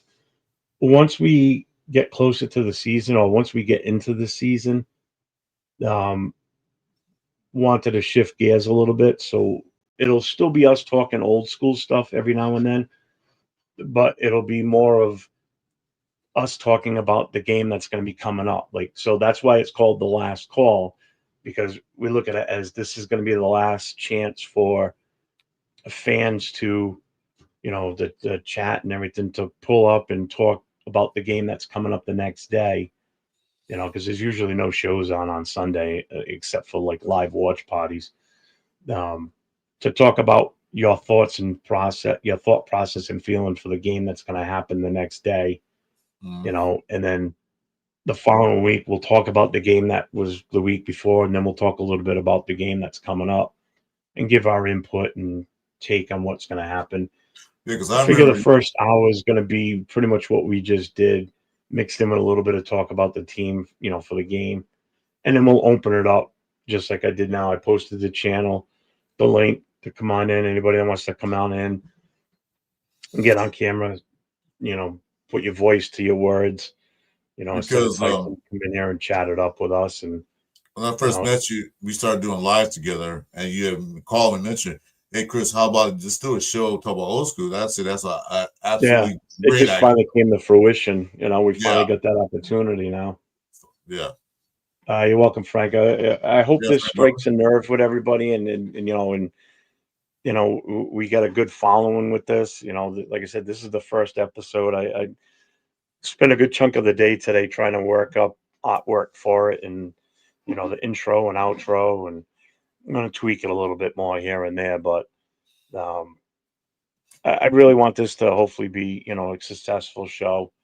Yeah, thank you, Frank, for your input, man. Yeah, you've been actually been great. I wish you could join us. Yeah. Make sure you like, subscribe to both our channels. Hit that notification button because we're definitely gonna do more. So hopefully you can join us one day. You're welcome, Frank. Frank says the environment here is top shelf. Jeff, thank you so much for your efforts, culture, and environment. Yeah, and I've said this before, and I know I say this all the time with Chris too. You know, I like I like to get the chat involved as much as possible because I like to feed off the chat. I like the questions. I like the answers and responses they give to stuff that we're currently talking about. Your shows are only as good as your interaction with the chat. That's how I feel. Yeah. I want the feedback. I want to hear people say, you're crazy for saying that. Why do you think that? Blah blah blah. You know, it just Mhm. I'm not afraid of criticism. It doesn't phase me at all. You know, certain things in life toughen you up. You know, being in the fire service for 30 years, if you can't handle ball busting and tough comments, you're in the wrong profession. So that's why shit rolls off my back. I don't get fucking worked up over shit. Well, You know, I'm I not get gonna worked say, up over people that I think are idiots and talk about dumb shit. I will say that. Nobody that I associate with, in other words, but some of these other shows I've been in chats from, like some of these really big shows that decide to put you in timeout because you repeated something someone else said and they didn't get nailed for it. Somebody well, like that can go fuck themselves. with me, I've been in It's customer thick as service skin. relations for over 30 something years. I'm used to people being pissed Hey, off Frank, talking crap. So what you got to say about me means nothing to me because you don't know me personally. thank you. You can say what you want to say. Yeah. That's fine. That's your opinion about me. I'm not going to sit there and get an argument about something that we disagree on that makes no sense or it's not relevant to what we're talking about. So I'm Yeah. used to all that. Oh, your company stinks. It actually does because they don't pay me enough. But yeah, it does stink. Yeah. All right. But I'm still working here, but that's it. So I don't care what you say about the company. Just Now, don't get too David, I personal, don't I too don't know if stupid. you heard. You know what? I'll play it right now so you guys can see what it is. Um the I intro, did one day. the music is actually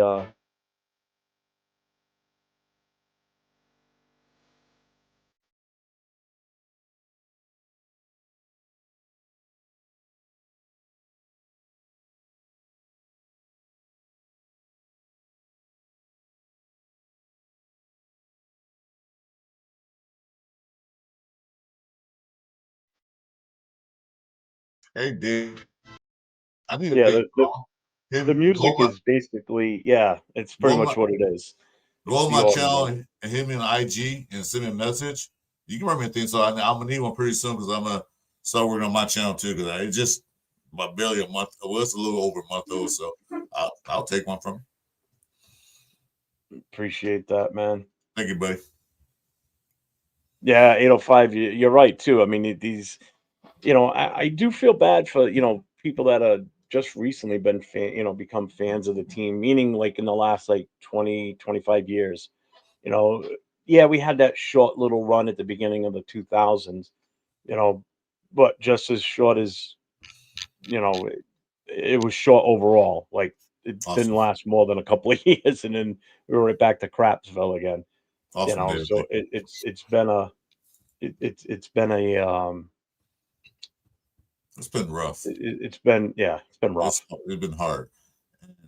Like I said, true fans. Yeah, Someone actually, that David Nardone, I actually met him, but Dave, about a couple months ago. Um, just playing an online game. We were playing World of Warships, and my son-in-law and I were playing, and he was in the same clan we were in, and the guys that were running that one were like non-existent. So the three of us figured, fuck it, let's make our own. So I left the original clan, made my own, set up a Discord channel, and I haven't been very active the last week or so, mainly because I've just been doing so many live shows between the combine and next week's going to be complete hell again too. I'm sure. I'm a gamer too. You know, I play PlayStation 5, and Me and this guy in this chat named Marty McGrill, we hooked on Farmer Simulator 22. What game is it? Farmer Simulator 22. You want to put your name out there, Marty? I'm not gonna laugh at that because not for nothing. When Farming Simulator first came out, I used to play it all the time. So, but you know what? That game I do have that one too, but I haven't. It's a simulator. But you know what? I'm gonna say this right now.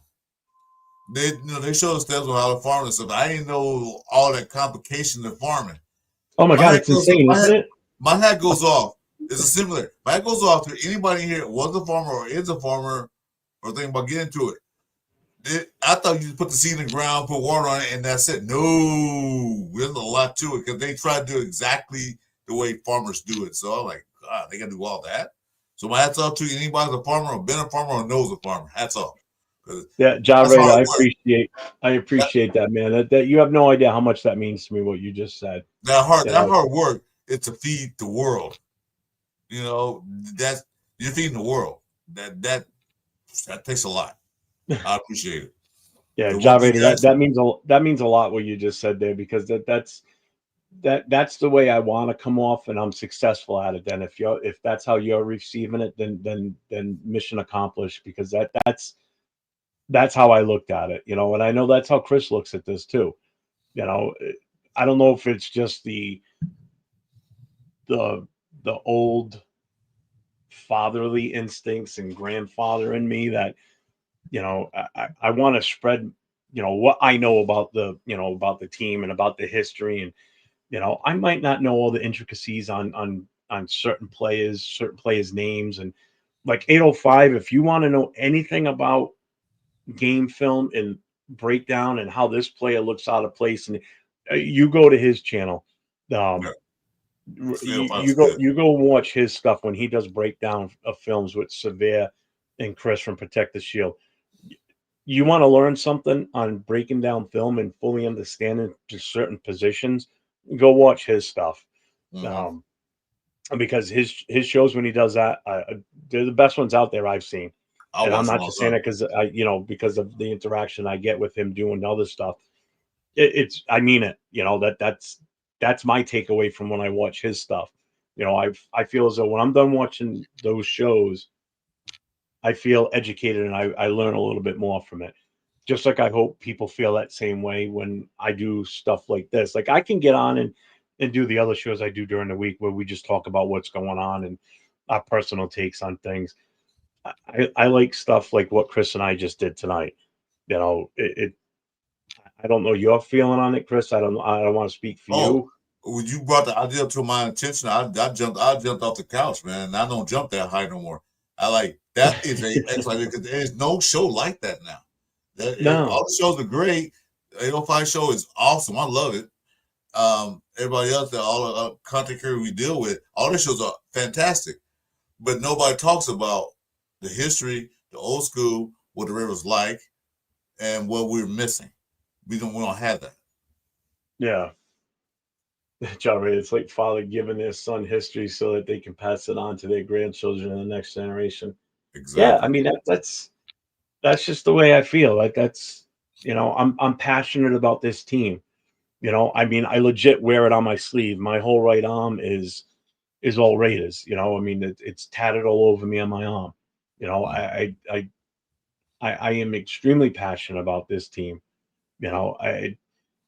There's not much I wouldn't do for, to spread the word and get more people interested in being a Raiders fan. It's part of the reason why I do what I do with the Booster Club, and why I'm doing this right here. I'm not doing this for my health. I'm doing this to spread the name of the Booster Club in the area, to get the name. We've picked up members since I've been doing this. I just picked one up today.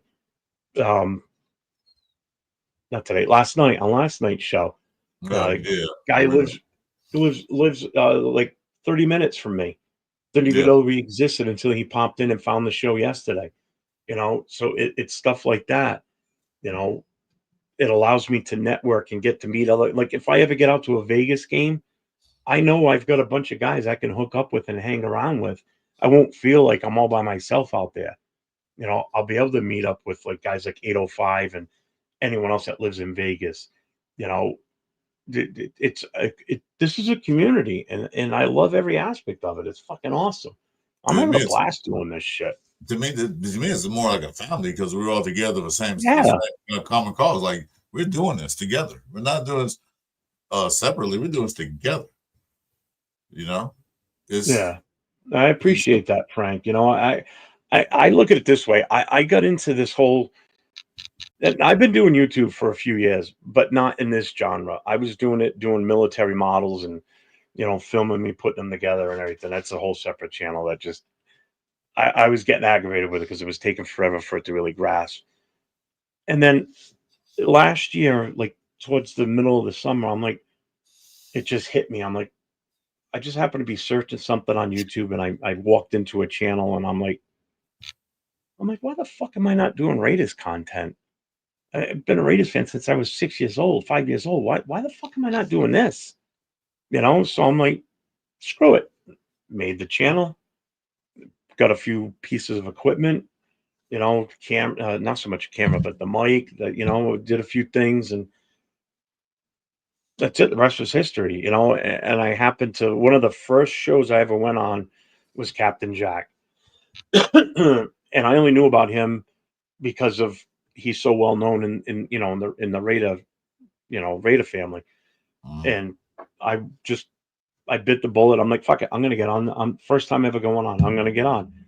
Talk to him for a little while, get the feedback from some of the people that were in the chat, was saying about, the guy knows his shit, blah, blah, blah. So I'm like, all right, well, at least I'm not coming off like a boob and I don't know what I'm talking about. And then next thing I know, I see this Friday night show. I'm like, what the hell is this all about? And that's the first night I ever got on Friday night. Chris, you were on it that night. First night I ever came on the Turf and Rundown Friday night show. yeah. I got on the mic and was in there with them and kind of hit it off with them. And then someone reached out to me about Leo because he had met one of the guys from our club during the open practice. So then I got tied in with Leo, and I just rolled into the perfect season to start. This is what it really comes down to. You did. You perfect timing. I mean, there's just been so much content this season in such disarray in so many different directions this team has gone in the last 7 months. That I just hit it at the right time. If I would have started this 2 years ago, who knows? But you could have been up there, but you took. Yeah, this was the right time. I definitely jumped in quick. I was like, damn. Like you said, because I did. If you guys notice, behind me is a shed I had built for me for my own personal area. I got dogs and kids in the house, and I can't really sit there and do a talk because I'm always on the chat. You guys probably see me in a lot of other different countries chats to give memberships, super chats.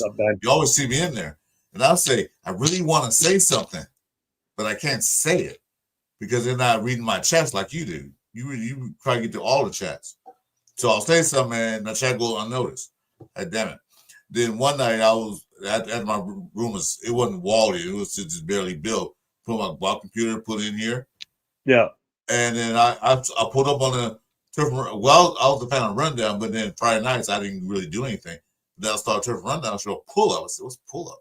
Thanks, Sacktown. Appreciate it. So he had a pull up show. And so try to get in there. I took the website and turned something. You need a webcam. I had to go scramble, look through all my stuff to find my old webcam from college and go on there. And that's what it took off. That's why I met you. A couple other guys, and it was fine because I had something I wanted to say. I'm not a typer or communicator like that, social media guy. I'm a talker. I like to talk. I'm a voice man. So when that show happened, after I got off that night, I like, I want to do this. And then you had a live, and I joined you when you invite people in. Then we got together. And then one day we did a live, and he said, and I think Rundown Turf asked me, when you gonna set the show out? I said, I'm still working on it. And I really wasn't. I was like procrastinating. Like, I don't know what to do. Appreciate it, Panda. I got on live with you. Next thing I know, yes, what's the name of your channel? What my name, Christopher Reyes? Boom, you got it. Like, huh? I lit that fire under your ass. So I'm like, no, fuck you. Let's go. We're gonna go do it right now. Exactly. You're I'll like, take 7. he said, yeah, you set up. Like, what? Okay. And then it took off from there. And then we do lives during the course of the week, and then doing lives and I just pop in. Yeah. Because I'm just getting started. But like I said, I got a lot to say. But also want to hear what the fans say. I don't care if you're a Raider fan. I don't care if you're a Donkey or Charger fan or Chiefs fan. I don't care. Yeah. You want to talk? Let's talk. Just like Rafa, you said, Panda's right, man. Do your thing. Disrespectful. You're good at what you do, Raf. That's just like Jeff said. Be respectable. Don't be an asshole jerk or you will cut off. Don't want to piss me off because I had things to say.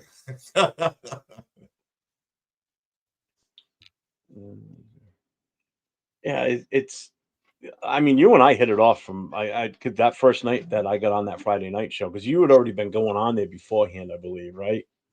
Because they were talking to you like they'd known you for a while already.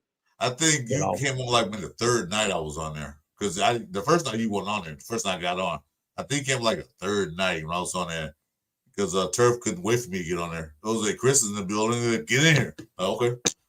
And so, I'm passionate about the Raiders. In case you got to know that. Well, I said this the other night too on when Afakasi was on with Nate and I on the Raiders Coast to Coast. There's 2 people that I follow and pretty much watch anytime that they're on, and I see their passion and how much it gets to them over certain things and just their reaction. Tells me that they're genuine. Raider Ben is one of them. Yeah, he is. And the other one is Afakasi. Afakasi will defend the Raiders, to the teeth. He won't back down. He hates stupid comments when people say dumb things. Ben's the same way. I like it. Ben doesn't hold any punches, and I love that because that's kind of what I'm like too in real life. Not so much here sometimes, but I'll tell you like it is to your face. If I don't hold back. If I don't like you, you're gonna know. And I like people like that because you know what? They're not phonies. You know that if they don't like something you're doing, they're gonna fucking tell you. And I'd rather have somebody around me that does that than to sugarcoat and fluff it, and say, "Oh, it's you're good, don't worry." Fair weather. No, I want to know if I'm being a dick. Fucking tell me. Don't sugarcoat it because then next thing I know, I'm being a complete asshole to somebody, and somebody doesn't say something. Tell me I'm out of line. Don't just sit there and hey. Do you remember AR said when we had that Super Bowl watch party? Remember when he came on live with us? Remember what he said? He said, "Good, Chief, look, I don't give a fuck. I ain't popping no champagne bottle because it wasn't the Raiders." Yeah. That's what he said to us on the right. I mean, he's right. I was happy that the Chiefs lost, but I'm not excited that the Eagles won. Yeah, he said, I'm not going to pop no champagne bottles because the Eagles won. I'm glad Chiefs lost, but I don't give a shit. It wasn't the Raiders, so I don't really care. And see, that's the passion I'm talking about. I didn't care I don't care who beat the Chiefs because I hate the Chiefs. I'm happy they lost. That's it. Done deal. That's right. I was blocked by Mitch Rentz. The reason of it because I called him out for stealing loyal fans. It's sad to see that, but those fans defend him. Dude, the amount of money some of these people give him is insane. It's crazy. Fucking, I was in there the other day, and one guy was dropping $100 bills like it was fucking pennies. I saw one time somebody dropped like. Fucking kidding me?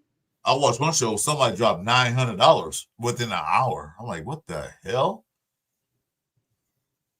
Okay. And the thing is, it's not like it's his personal show that he built. He works for a fucking media company.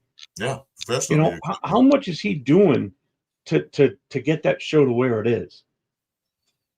Well, that's seriously. He's got a machine behind him that's doing all this. Like other people in the office that are doing that shit. You're not telling me that he's going out there and promoting the shit out of this. He's cutting videos here and there, because he's getting paid. He's on payroll. To do it. He's on payroll. Yeah. I'm doing what I do. on my own time. You know, I don't have to be sitting in front of my computer doing what I did today to get this thing set up for tonight. But I did because I want it to look good, because it's a reflection not just on me, but it's a reflection on you, because you're on the show with me. And you know, if Papa Rundown was here, it's a reflection on him too. I don't want to put something out that looks half-ass. I want it to look good. You know. Look. I got a $60 mic, a $40 webcam, $300 computer. That's what I have. That's what I'm working with. He got professional stuff in this building because he's on a payroll. It's a company. Chat Sports don't only do rare content; they do a lot of other content. So, you know, kudos to him for getting that job. Fine. Yeah, and you're right, Ben. Too. If you know your stuff and you just stay true to, you know, you don't flip flop. Flip flopping is the worst. If you get caught flip flopping, you just shot yourself in the You just foot, shot yourself in the because foot. people will never respect anything you say. Yep. You know, like I haven't flip flop on AOC. I just knew that once Kelly got here, I backed off the AOC for 2025, because let's be realistic, he's probably not going to be the right fit, and I've come to grips with that. Tell you one thing, I'm not going to flip flop on and go the other direction is, yeah, let's go get Shador Sanders. I said no to him from day one, and I am not changing from that one. I'm sorry. I'm not saying go get him. There ain't nothing that's going to change my saying, mind on that. What I'm saying is that if Shador falls number 6, the Raiders might take him. Me, I want to go defense. I want to build the defense so good that I do too. nobody can score. I do too. I want our defense to run roughshod over the AFC West. Yeah. What's up, Raph? You Hey, know, Raph. I don't. I'd rather go defense. You know, I don't want a guy that's going to sit on the bench and not be used next year. I want to be able to. I want to roll those offenses in our division with. I don't mind them getting a quarterback. I want to be a steamroller. That's what I want our team to be. I don't mind getting a quarterback. You know, where they pick him at 6 or 37 or 78 or whatever number they have. Mobile. You know, like I said, if they gonna pick Shador at 6, I'm at the road. We got to roll with it. Okay, they got the. But like I said, hey, yes, I sir. want to tell you that. Sorry to interrupt, but well, Ralph in the building, but I just wanted to speak for just like a few minutes because I got a stream coming up there. But I just wanted to tell you that we need to how to improvise that defense, because like I told you guys, after the quarterback situation, we just getting trade with Geno Smith from Seattle Seahawks to Las Vegas Raiders. Right now, we had to balance between the wide receiver room, the running back room. I mean, what can I tell you about this? This is going to be completely different along with Pete Carroll and John Spitek. So I just wanted to tell to John Spitek to not do stupid things, because I know you got Tom Brady on your side. I understand about it. But, you know, in between for like the greatest content creators, I mean, I've been learning a lot of too much, because some of those people that, well, they just watch me to say, oh, this guy is very googling himself. But look, even though that I'm learning so much about like the Raiders history, even though that I'm a content creator since 2021, and then I'm very proud to be present at the Raiders Nation. And how it's very amazing right now, because there's a lot of persons like Raider Banter, Afakasi Raider. Those are my brothers, and the first content creator that I just get inspired is Captain Jack and OG Daniel. So in that moment, I was realized that I can do anything better. So I just wanted to tell you that I just wanted to head it out, because I really know that I have a live stream coming out there, but defense is going to look at better. So don't be surprised if this season the defense is going to be top 10 of that season. All right. So I just wanted to tell you, for all these viewers at home right now watching, this is one of the best fucking shows ever on the planet. And I understand about it. Even though that even a South American person repping a Raiders hat right now. So I just wanted to tell you, fuck the haters. Fuck the Chiefs. Fuck the Chargers. Fuck the Broncos. This is Raider Nation, motherfuckers. And I just wanted to tell you, don't mess around, because there's no haters. There's 100% positivity. And of course, 100% discipline. Thanks. His screen That was locked up right savvy, at boy. I that tell time. you, tell it like it is. Tell you like it is. You froze. Oh, you left. Yeah, he's still gonna be mad. But yeah, that's Yeah, a Raider Panda, fan. if you're thinking about That's starting anything up, man, hit me up on Instagram. I'll help you any way I can, man. that's a Raider You know fan. what? I got to pay it forward because I had more than enough people help me get this thing started. You know, it's why I pushed this guy to get going. You Oh, know, that guy over there. yeah, that guy right here. Yeah, Now we just heard is a Raider fan. yeah. That's what you just heard. That's what we are. We're Raider fans. We're passionate about our team. You know. So, I don't want to talk about. I'm the kind of person I'm not going to talk about any other content creators. I don't care what they do. That's them. It's up to you guys to judge yourself. Because me, I watch content creators all day. I watch rare content creators. Everybody, I just watch them all day. Come home all day. So I watch what they say. But you can tell the phonies from the real guys. I can at least. Because the other guy, somebody's mentioned his name, I'm going to say Wi-Fi Willie. He's not a Raider fan. You know, he say he is, but he's not. No. I like, dude, how you a Raider fan? But yeah, you talk more about the thing when Carr left for New Orleans. That's all his channels were about. Carr in New Orleans. Who gives a fuck? Carr's not a Raider no more. Why are we talking about him? See, this is what pisses me off about Mitch's show. If anybody that's watched it or hasn't watched it, I'll just give you a little info here.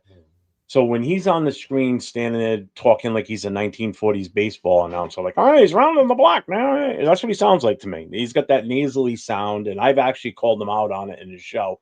That was the first day I got put in timeout. Get blocked. Yeah.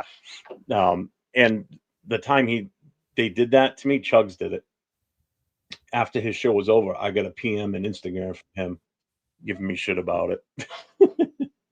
Oh, I got Ben in here. It's the first time having you on a show with me, Ben. I appreciate it. Is that Raider fan? Can you hear me? Yeah, I can hear you fine. Can't see you, but we can hear you. What's good? There you go. No, can't hear you if you're talking. Yeah, I can't hear him. There you Ben. No, I can't. I could at first. There you He came on. Yo. Yeah. There you go.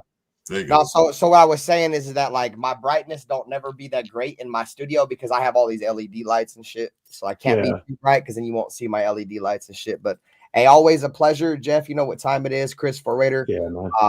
Nice to share a panel with you, my friend. And just to reiterate off of what some of these guys have said in the chat about your show, bro. Like, I'm a young cat, bro. Like, I'm not just a first generation Raider fan, bro. I'm a first generation football fan. A lot of Raider fans and shit, bro. Like a lot of them, their grandpas Raider fans, their pops, like they kind of grew up in this shit.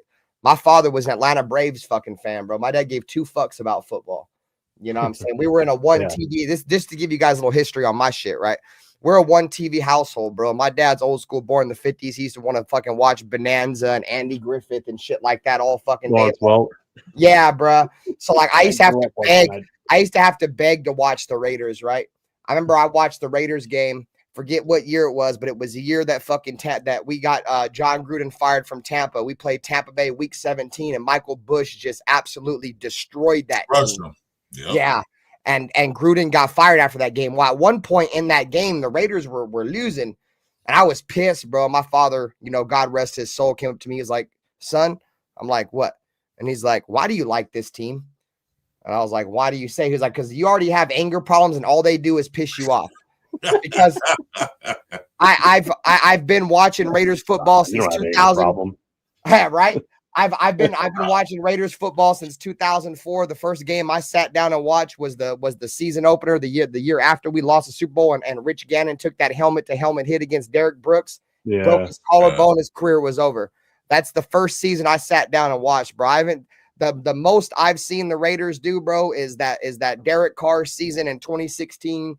You know, fucking that one season and with Gruden in like 2021. I've never seen this team win a fucking playoff game. But to get where I was getting at is I'm a young cat, so like I like to have OGs. Like around me because you guys been watching the game and a lot of y'all experienced the greatness of the Raiders, bro. And I like to know what that feels like, bro, because I've never experienced that, bro. You guys know what it means to be the commitment to excellence. I've seen the commitment to excrement. You guys have seen just win, baby. I've seen just lose, baby. You guys have seen the autumn wind. I've seen the autumn fart.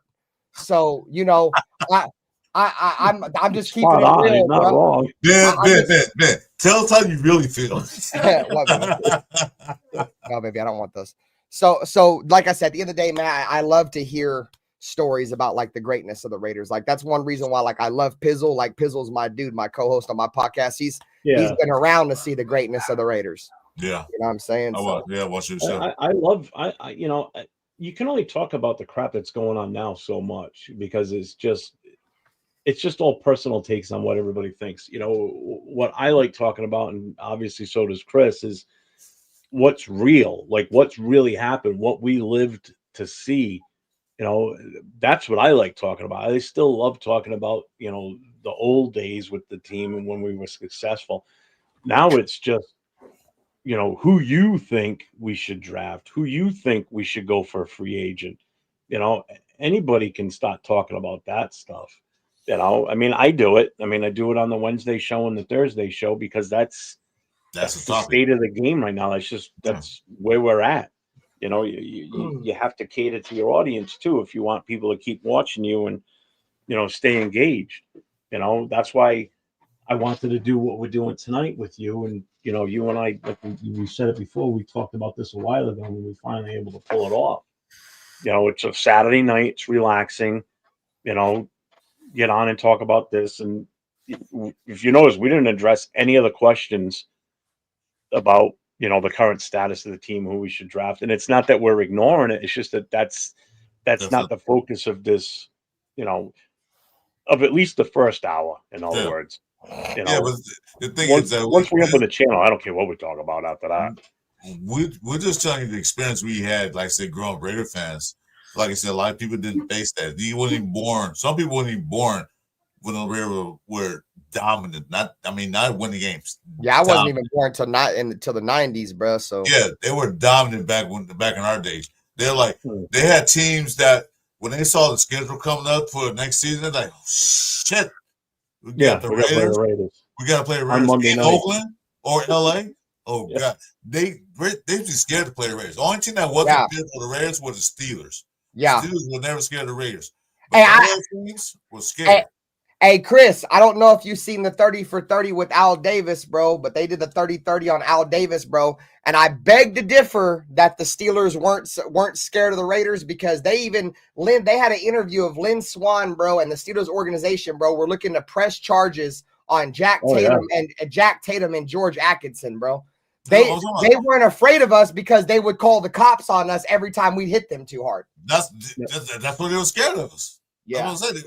I mean, they wasn't scared. I'm saying scared like I was scared to play them. They don't want that really could toe to toe with the Raiders. Yeah. Other teams couldn't go toe to toe Raiders. The Steelers did. They not saying we were scared to play them. They went toe to toe with them. That's why. Panda, that's brutal, Panda. I'm sorry, buddy. That's the only team that I saw that gave Raider a challenge. It was the Steelers back in those days. They went head up with them. The first like season that I can actually remember, like where I actually sat down and can remember the majority of the season was the year that we got Aaron Brooks and Randy Moss.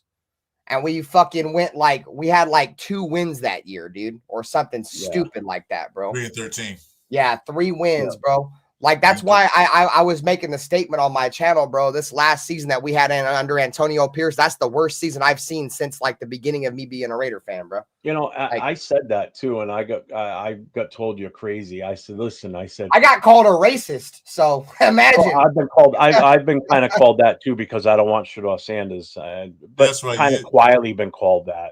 Yeah, you don't like black quarterbacks, As I'm sitting here with Chris doing a show and on channels all the time with him. Yeah. Well, I don't like white quarterbacks, so now we're even. Okay. I don't like anybody respectfully. So. It's I was gonna say it's like my son, he was born in '93. He doesn't know what it's like to see a winning season. Closest he got, just like you, Ben, was the 2016. I was but a as season far ticket as, holder that year, bro. It was a great year to have season tickets in Oakland, boy. I'll tell you that much. That was a magical season. It ended in the worst Raider way possible, the most Raider way possible, bro. I ain't gonna lie to you. Yep. That's the way the Raiders season would end, bro. Get our hopes up. The best season we've had in forever. Derek Carr looks like he could be the next fucking MVP quarterback. Fucking the Raiders look like they're going to be the one team in the AFC that can compete with the Patriots, and then boom, snatched our soul, bro. And to this day, I'm break still his leg, and now we got a rookie starting in the playoffs, and he gets Connor Cook, bro. Fucking Connor Cook. To this day, I still know why is Carter playing. We already got the playoffs sewn up. Yeah. Why is he playing? Well, so this is the reason why I think they kept playing Carr. And like I said, I had season tickets that year, so I seen a lot of those games firsthand. Do you guys remember as good as we were offensively, and defensively, we obviously had our holes, but we were good at creating turnovers, right? We were like top 10 in forced turnovers with Mac, and Reggie Nelson had that good year and shit like that. Well, what's your guys's? Because I'll tell you guys my opinion on the biggest knock on the Raiders that year. What was your guys's? If you could give one thing the Raiders didn't do in 2016 and all them wins, what was it? Your guys' opinion. I'm gonna say, what was the one thing the Raiders didn't do to make them look like they're going to be a team that could be reckoned with in the playoffs? Well, their defense wasn't that was a top tier team. It was not a top tier defense at all. They allowed a lot of runs. I'm trying to think of what else happened in 2016. There's a lot of runs. I know defense wasn't like the top 10, 15, 20 defense. I know that. Yeah. The Raiders won a lot of close games in 2016. And the national insight or the national talking head of the Raiders was they haven't been able to blow a team out yet. Every single one of their wins were close wins. They came down to Derek Carr having to pull something out of his ass to win the game, right? And that game against the Indianapolis Colts, we were handing the Colts their fucking ass, dude. And I think what they wanted to do, bro, is they kind of wanted to get the monkey off their back, and they wanted to go out there and smoke the Colts with Andrew Luck and be like, look, we're going to the playoffs. We're about to smoke these motherfuckers, and next week we're going to smoke Denver. I think that was the mindset, and it bit them in the ass. And it's so unfortunate, bro, because Donald Penn only gave up one fucking sack that year, bro, and it was the sack that ended our season, bro. That one sack. Broke his leg. Yeah. And after that was pretty much it. We had that one run in 2021. Yeah. But other than that, did anything. Yeah, another disaster. And then the new head coach comes in and dismantles a team that's a playoff team. Yeah, good whole coach. Team. The only player that I really regret out of all those guys leaving, guys, Derek Carr, Hunter Renfrow, Darren Waller, all those guys, bro. The only guy that I really wish that we would have kept out of all those guys was Josh Jacobs. I was willing to move on from all those other guys, bro. Darren Waller was getting old. In my opinion, Hunter Renfrow wasn't going to fit with any other coach but John Gruden, and Derek Carr is his quarterback. He's not athletic. He's very freestyle. Not too many coaches in the league are going to let him play like that. And that's the reason why once we moved on from him, he never got another shot, because outside that little China route, he didn't do much. Well, Renfrow played football like he played in street football. Like I said in another podcast, he plays like this. You play street football. Yeah, you just find a way to get open. You go, you see that Chevy over there? Go over there and then turn to the Ford. That's what drove me nuts with Renfrow there when McDumdum was there, was because if you look at McDaniel's past offensive schemes and his receivers, he had guys like Amendola, these smaller type wide receivers that were lethal across the middle and would put their body on the line, which is exactly what Renfrow did when he was here. Third and Renfrow, that was his nickname. The kid caught anything within the reach. Motherfucker, I'll give you that. Yeah, he caught anything over the middle within reach of if his hands touched it, he was going to catch it. That's why I was surprised he didn't get a fair shake with McDumdum. That was the biggest mistake right there, was hiring. I think he will blow up, because that's, like you said, that's McDummy ran with the smaller guys. I thought, Renfrow was going to have a great season this year. Didn't turn out that way. I think a lot of people underestimate that hit that he took against Arizona, bro, by Isaiah Simmons, where we were in field goal range and he took that fucking massive hit and fumbled the ball and got a concussion. After that, dude, Renfro was like never the same, dude. You remember he came back a few weeks later? Devontae Adams had that walk-off touchdown versus Kansas City, and Hunter Renfro ran right into him. Yeah. Yeah. That was right after that game is when Devontae Adams had the issue with the cameraman where he shoved the cameraman on the sidelines. Yeah. Yeah, I remember that. Sometimes, dude, you'll get fucking hit and you'll never be the same, bro. Like Jalen Richard, bro. In 2016, dude, Jalen Richard was a fucking beast. That fool was a good running back. He was a damn good punt returner for us. And I'm not sure if it was a punt return or a kick return, but he got his ass fucking laid out bad, bro. And Jalen Richard was just never the same again, dude. Yeah. He was just never the same again, bro. You guys remember Nick Roach? Nick Roach, in my opinion, is probably the best middle linebacker we've had since Kirk Morrison. You remember his career got ended because of a concussion. Yep. He caught a concussion for us and never played again. Yeah. Oh, come on. Rolando McClain was the best linebacker we ever had. Come on. Yeah, I liked Rolando McClain. No, it was Rob Martin. God. Rob Martin. I think the most famous play he's done. McClain. Okay. Someone's got it on a video, an intro or an outro. Is the one at in Oakland where I forget what the play was, but he just basically body slammed him into the dirt. Yeah, that was I think that was Danny Amendola, bro, in the preseason against the Rams in Oakland. Slammed him right on the infield dirt, bro, in Oakland. It was like straight off the top ropes in WWE. Is exactly what it looked like. I think someone has it on their channel. I've seen it. They do. I forget who it is. Yeah, that's Danny Amendola. That was when Danny Amendola was like a rookie too, dude. Like he was real young, dude. That's still the funniest, man. That's fucking great. Yeah, that was funny. Well, yeah, I don't know if you've seen my shit, Jeff. You probably have. I don't know if you've seen my shit, Chris. I'm probably not. But bro, I got all my whole Arms Raiders shit, boy. My shit says commitment to excellence. My shit back here says just win, baby boy. We even got Owl on us, like the players. So, you know how players put Owl on their helmet, boy? Yeah. I rock Owl on my body, just like the players rock Owl on their motherfucking helmets, boy. One of the guys in my club, he's bald like me, and he's got his head tatted. On the back of his neck is the Raider shield, and then coming out of the top of the shield is like a tree that comes up the back of his head, and off the branches, it's little jerseys with the numbers of certain Raider players hanging on. It looks pretty cool.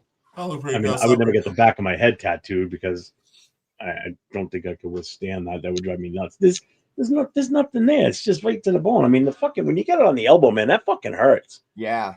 Or if there's right here, bro. I got one right here on the under part of my arm, bro. That shit almost made me cry, bro. That's the most painful one I ever had, bro. That's where I want to go. I want to go right here on the bicep. I want to tender, boy. You better be ready. It's tender like a motherfucker. I know. I want to put the shield with the owl in the middle of it right here on the inside of the bicep. Yeah, I don't have any tats. I don't have tats because they wouldn't show up. I tried to get one, they wouldn't show up too good. So I that. And I'm not go for the pain. It won't even nobody can see it. So like, but I don't need a tap to say I'm a Raider fan. So no, I'm not saying you do. I'm not saying you do. Those are nice. It's funny. My first tattoo was the actual Raider shield on my right bicep, and I was already had 2 kids, and the whole 9 yards. And I came home one day and I had a sleeveless shirt on. My mother saw it, and she goes, "The hell is that?" She goes, "Is that a sticker?" I'm like, "No, it's not a sticker." She goes, "What the hell is that?" I said, "It's a tattoo." She goes, "Oh, come on. Why?" Because she hates tattoos. She goes, "Why'd you have to get that?" I said, "I'm not done yet either, because that ain't the only one I'm getting." She goes, "No, you're not. You're not getting any more." Dude, I got both my arms are covered. I got them on my leg. Yeah, I'm not stopping. Like I hate needles. She's gotten to love them now. She's actually gotten to the point where she bought a gift certificate for my daughter years ago to get her tattoo. I'm like, "Oh, I thought you didn't like tattoos, but you bought Beth a certificate." Oh, well, that's a granddaughter. So yeah, she'll take her to granddaughter. Yeah, of course. Hey, Panda, rest in peace, Neron Ball too, man. He ended up having a real bad brain disease, dude. He was, dude, he got fucked, man. I seen him I seen pictures of him in the hospital, bro. He was fucking bad. And it's crazy, bro, because Neron Ball looked like he could have been really good for us, dog. Like Neron Ball for like a few games, he was kind of solving our, issues where we couldn't guard tight ends. They were using him to guard tight ends. He ended up getting a really bad knee injury. And then his season was over. Then I think the following season is when he started to have seizures and shit. Yeah, football is a tough Yeah, sport. Greg Ain't no Biekert was a joke, good man. linebacker too. Like me personally, it's bro. funny Like I 'cause know Tua wants to keep playing. If I was Tua, dude, I'd wrap that shit I'll up. wrap Dude. it Oh, he's up. crazy. Yeah, I'm done with it because you know what? That's your life. You mess around with it. yeah. You get getting paid. Good, but that's your life. You mess around with. Every time he gets a concussion, he looks worse and worse every Yeah. time it's happened. I mean, when they throw up the crypt hands, they're out cold at that moment. I mean, that or they make the fist and the fist turn in. Yeah, they curl in. Because it's your body's reaction to cause that. It's a defensive mechanism, is what it is. Your body just knows to do this with your hands, and it's a defensive mechanism, is what it is. Hey, When they're doing this with the hands, that's a total nerve issue. yeah. I only know Yeah, that exactly. shit from years of being an EMT and everything. That's Yeah, just 'cause the way Bill, the body functions. But all you know is I had a stroke a couple years ago, man. I know like the nerves. This arm is still not fully developed. I still have problems with it. So I I'm can imagine sorry, those man. guys go through when they get nerve damage. The whole Yeah. body. I'm just on the right side. Mine's just on Yeah. the right side. So yeah, if that case happens, it's time to hang it up, find a new career. Yeah, Because dude. you're talking about your life. And you know what? Just go back to the old school. Them players back in the old days didn't have the medical things that they have now. And a lot of those older players are suffering because they didn't. Oh my God, yeah. Look at some of them. They don't even look the same. No. You know, Those guys be big and burly and it's tough sad, and really, strong, is what it is. and they look like there's a bunch of like old weaklings. Like you got like Junior Seau, dude. That dude got hit so many brain injuries, bro. He killed himself. Yeah. I'll give you a perfect example. I've got a former NFL Raider player that lives right here in Rhode Island, born and raised in Cranston. He lives here again now too. Mark Van Egan. Yeah. A couple of the guys from the club went to a function while he, for a something that he was being awarded in Cranston, and they asked if they could take a picture with him or take a video or whatever. And his handler had to tell him, no, you can't, because for one, he can't be seen on any type of photo ops doing anything because of his lawsuit with the NFL. So basically the lawsuit would, or the lawyers would be fighting it, saying, well, if he can go out and do this for fundraisers and blah blah blah, then he's obviously not as bad as you're saying he is. His memory is shot, because as he was talking to my two guys, he was reiterating the same thing over and over, just like somebody with severe dementia, how they just keep repeating themselves. That's exactly what was happening here with him that day. And the two of them, they've been fans of him since we were kids. They're all about the same age as me. They're like, it was sad to watch him go through that, especially when you knew what he was like when he played, and to see him like that. It's like, it's horrible what happens to some of these old guys. It is. The concussions are no joke, man. No, yeah. Yeah. Yeah, Brandon, no joke. Yeah, I've seen countless fucking players, man, get concussions, be out. Like I said, I felt like that concussion that Hunter Renfrow did, like, completely derailed his career, man, because it was all downhill from there. Oh, definitely. That was definitely the it for him, 100%. Because we never really seen him on the field after that, for real. Like, he came back, and then I think he ended up getting another concussion that same year, bro. He got 2 concussions. Yeah, he got 2. Yeah, he missed 9 games that year. Yeah. And it's crazy to think, bro, that Hunter Renfrow at one point had, I think, broke the record or tied the record for receptions for a receiver for the Raiders. Yeah, it was over 100 and something. Yeah, I remember he had it. He had it, and then Darren Waller ended up getting it. Yeah. I got Darren Waller's. I got fucking over here. I got fucking Jim Otto autograph. Rest in peace, Darren Waller. Nice. And then back there, got Max Crosby and Josh Jacobs. All those are all autographed jerseys. I don't have any jerseys. I do have one here in the house, but it's not mine. It's the club's. We got to raffle that off at some point. It's a Phil Villapiano one. Yeah, then my father-in-law, my whole mother's side of the family are all Niner fans. And On Christmas, this shit's gonna fall down. It's fine. I'll pick it up before I do my show. On Christmas, bro, he stood in line, dude, to get me this fucking picture. Where's my camera, bro? Star Wars, Lester Hayes and Jerry Rice. Autographed by Lester Hayes. That's nice. And he's a 49er fan, bro. He stood in line, he said, for like an hour, maybe a little over an hour to get this autographed picture. And this is an iconic picture right here, man. So it was Dude, cool. that's awesome. That's awesome, man. Yeah, well, my wife's a 49er fan, Nate? so I already know. A house torn into 2 pieces. Yep. I have one thing in my house that's Patriots related, and it's autographed.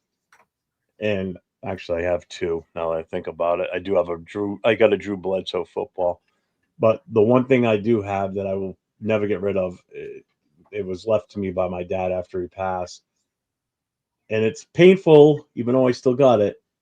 But it's an autographed picture of Vinatieri kicking the game-winning field goal in the snow game, the Tuck Rule game. My father got it, had it autographed, and then when he passed away, his wife gave it to me. She goes, "He left you this and a whole bunch of other things too."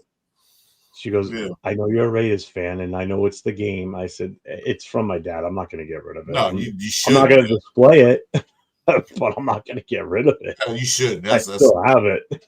That's lazy. That's something your father passed down to you. You don't Yeah, I mean, anybody that's in the club that gives me shit over that, they can kiss my balls because I ain't. You don't put that in the foyer in the front of the living room. You don't put that picture out there. You just it'll be there. No, there's a couple of things that are football Raiders related that I will never sell. And you've seen that other one, Chris, that big poster from 1984 with all the players signed. Yeah, that's and nice. It's got Al Davis signed it. It's got his signature on it. I've already had it verified. That ain't going anywhere. That's just going to get passed down to my son when I'm gone. That's his. Yeah, I got a Napa training camp football in my garage somewhere. I got to find it because in Napa, when you used to go to training camp, they used to have the custom footballs that would be white painted so you can get signatures on them. Oh, yeah. I got George Atkinson III's signature on that shit. Rest in peace to George Atkinson III. Oh, shit. I got Shalom Luwani. You guys remember Shalom Luwani, the safety we ended up getting? He was like the Hawaiian dude. He was on our team for a couple of years. Yeah, I ended up getting him. I ended up getting fucking what's that other corner's name? But yeah, man, I got a bunch of other shit, bro, in my garage. Just haven't really had a chance to get out of it. And to answer Panda's question real quick, this is one thing I wanted to say earlier is the reason why my favorite Raider of all time, the guy, in my opinion, who epitomized what we're about the most, bro, is Jack Tatum. That is my all-time favorite Raider, dude. He was that's the dude who, in my opinion, like some of the most historic pictures are Jack Tatum standing over people, dude. Like completely damn near taking their soul away, dude. Like for real, bro. And then the hit he put on Stingley and from the Patriots paralyzed him. I'm like, yeah, bro. People can talk about the hardest hitters of all time, bro. Jack Tatum, in my opinion, I'm not even trying to be biased. I think Jack Tatum's the hardest hitter of all time. Maybe him and like Ronnie Lott, bro. Ronnie Lott was a fucking killer, dude. No, I totally agree with that. You know who was also underestimated or forgotten about is Atwater too. Atwater was fucking nasty. He could fucking hit too. Yeah, from the fucking Broncos. Fuck him. Yeah. He was a big boy too, playing safety. He was big. He wasn't no small dude. Although he's like 6'3", bro. I still think one of my favorite hits ever, and it happened in a Pro Bowl, was Sean Taylor. Oh yeah, he put on that quarterback. Oh my god. In the Pro Bowl, dude. Pro Bowl, he fucking laid him out. I'm surprised the guy didn't get killed. He hit him so hard that day.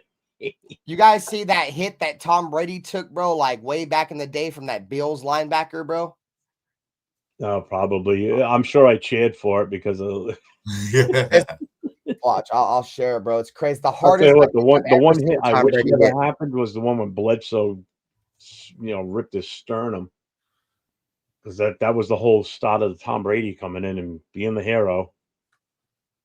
Here, watch, bro. I'll share this clip. This is a long ass time ago, bro. This is like before I was watching football. But look, I'll post it in the backstage. This is the hardest I think I've ever seen Tom Brady get hit. And like Like this is the one. Like you look at football now, bro, compared to back then, bro. Look, that's Tom Brady. This was like way back in the day. Watch his hit he's about to take, boy. This motherfucker's about to get cleaned up. Settle down, weirdo. Oh, can see it coming around. You see it coming. Right there, boom. Cleaned his Did shit. he take his helmet off? Yeah, took his helmet off, dog. Down, weirdo. I can He watch gets that all up, day. bro, like it's nothing, boy. He get right the fuck up, dog. So yeah, fucking. can watch I that ain't all never day. seen Tom get hit like that, bro. Oh my god, that's awesome. Can't do it now. You throw a flag. Oh, Oh god, yeah, dude. Even the field, then that was just that thin membrane with that plastic grass on fucking pure concrete. Great That Astro. shit had no fucking give. That's your turf toe feel right there. That's exactly Yeah, it is. what it was. That's a knee accident way to happen right there. God. You guys remember that, what was it, the year after the Patriots won the Super Bowl, they had to play the Chiefs week 1, and Bernard Pollard hit Tom Brady in his knee. And Oh yeah, towards ACL. Yeah, that's the year after that's when they changed the rule about hitting quarterbacks low. Yeah, I had that picture for the longest time too, and he's all bent up like a pretzel and watching his knee just go pop. Yeah, Bernard Pollard fucked him up, dude. Bernard Pollard, bro, like he was one of those guys I liked, bro. Even though he played for Kansas City for a little minute, bro, I fucking liked him, dude. That dude was a fucking animal, bro. That boy played with pure reckless fucking abandonment, dude. Yeah, he did. Yeah, we don't have those no more like we used to, man. Those guys. Him and like Cam Chancellor, bro. I used to love watching Cam Chancellor, bro. Man, I'll let you, man. Bam Bam Chancellor. You remember that fucking hit he put on fucking on Vernon Davis in the fucking playoffs, bro? When the Niners played the Seahawks, bro, he cleaned Vernon Davis's shit. You think about it, man. There's been some nasty hits in the past. Not so much anymore though, because you know what it is. Everybody's afraid to hit now because they think they're either going to get thrown out of the game or they're going to get fined. And yeah, they're throwing a game, but like hasn't perfect when he hit that guy barely touched him. They suspended him, then threw him out the league. Oh barely. On that tight end from the fucking Colts. Yeah, he barely touched him. Yeah, oh no, you're out, and then they just kicked him out the league. And so even the tight end from the Colts was like, that wasn't a dirty hit, but they still kicked him out, bro. Yeah, it's so stupid. It's so dumb. Right back, guys. Yeah, it sucks, bro, because it's crazy, man, because like what made the Raiders, the NFL's not like that no more, bro. Like we can't be the Raiders no more. You know what I'm saying? Can you imagine Mahomes playing in that era. He'd be a great spot on the field. Yeah, he wouldn't have lasted, bro, at all, dude. Oh my god. He's one of the biggest fucking crybabies, bro. He reminds me of like LeBron James. If you look at quarterbacks from the last, say, 10 to 12 years, there's very few that could have played in that. Roethlisberger could have, just because he was such a big boy. Yeah, you know, he had a lot of meat on him. He could live in he could play in that era. Other than that, I don't know if many could that are even playing now. I think Peyton Manning probably could have. He was a tough bastard. I will give him that. Tough, he definitely took some shots. Him, probably Brett Favre could have played back then for you. Oh, Brett Favre was insane. You know a current quarterback I think could probably play back then too, bro. It's probably Jameis Winston. That dude's a fucking dog, bro. That dude's a fucking animal. That fool's not probably smashed. I think Aaron Rodgers would probably fit that mold. Also, being able to play in that era. I'll tell you who definitely wouldn't be Kyler Murray. Oh, fuck no, dude. Fuck if no. they catch him, but dude, he's a midget. There's nothing even Russell Wilson wouldn't have lasted in that era. I'll tell you who else could play back here. Cam Newton could play. Oh yeah, fuck yeah, Cam. I'll tell you what, you know what? He was bigger than you think he was. He's a big son of a bitch. Do you see that video?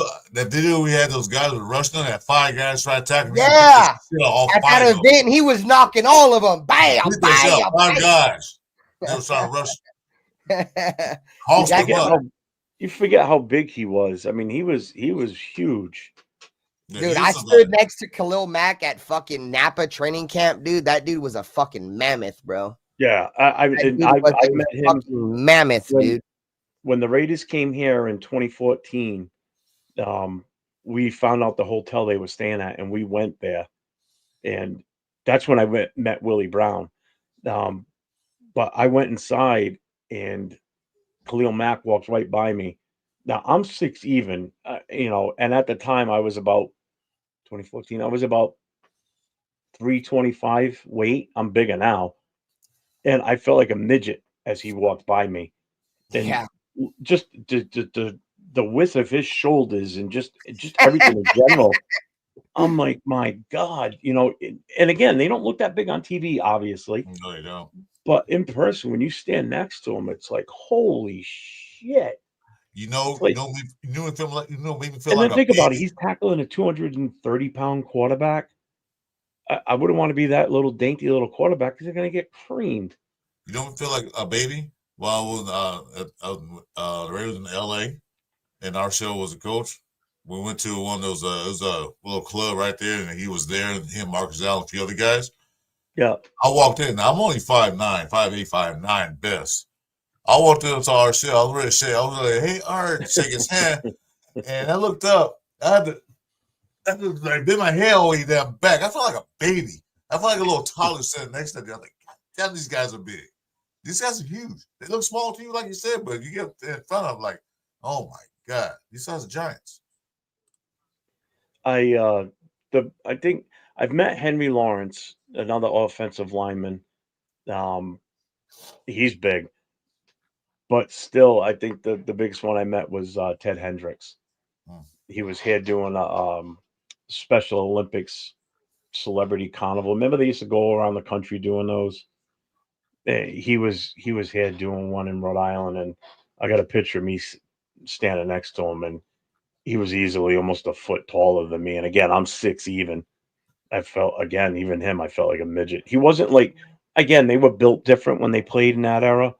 You Yeah. know, Khalil Mack would be just like an unbelievable physical specimen if he played in that era.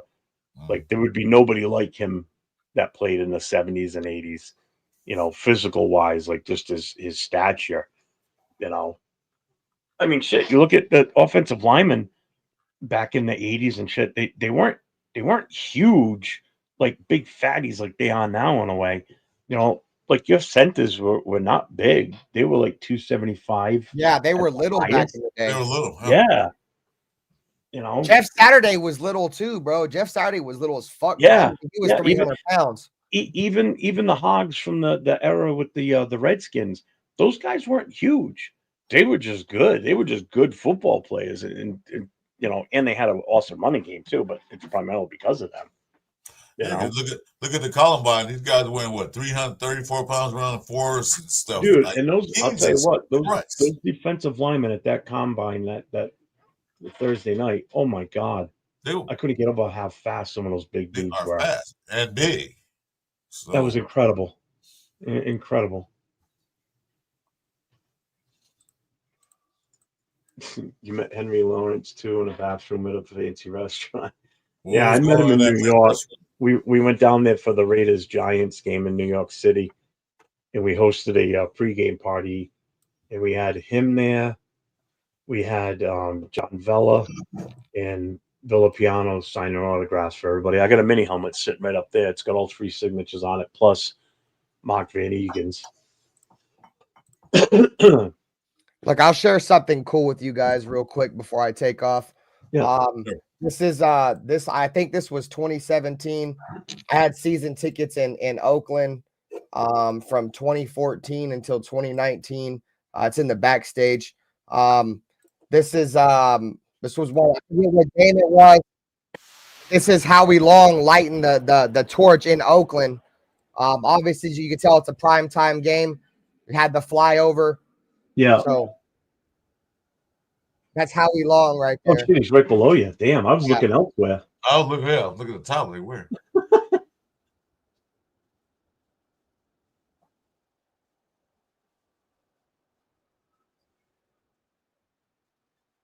I'm hella drunk, boy, just screaming.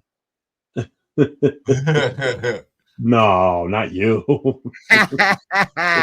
Great What? times in Oakland, Bryce. I seen Derek Carr's first snap in Oakland in 2014, the first year we had season tickets, and his final snap in 2019 when I decided to not renege on my season tickets because that's Yeah. when they moved to Vegas that year. The year after that. I always liked Howie Long, man. I had never been to Oakland Class Coliseum. I was like, hey, Ray, I was on my way there, and then I buzzed Okay, up, and I was telling him a story. I wanted to go there so bad. Yeah, it was a great times, bro. Nothing like Oakland, bro. Like Yeah. that's the Mecca, bro. That's the Mecca of Raiders football right there, bro.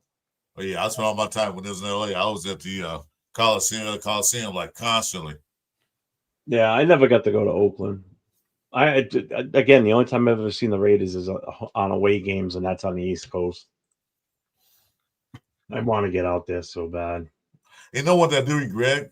I'm looking at your background and stuff you guys got, and I hung around so much at the LA Coliseum around the area. Also, I'm a USC fan, so I was really my stomping grounds.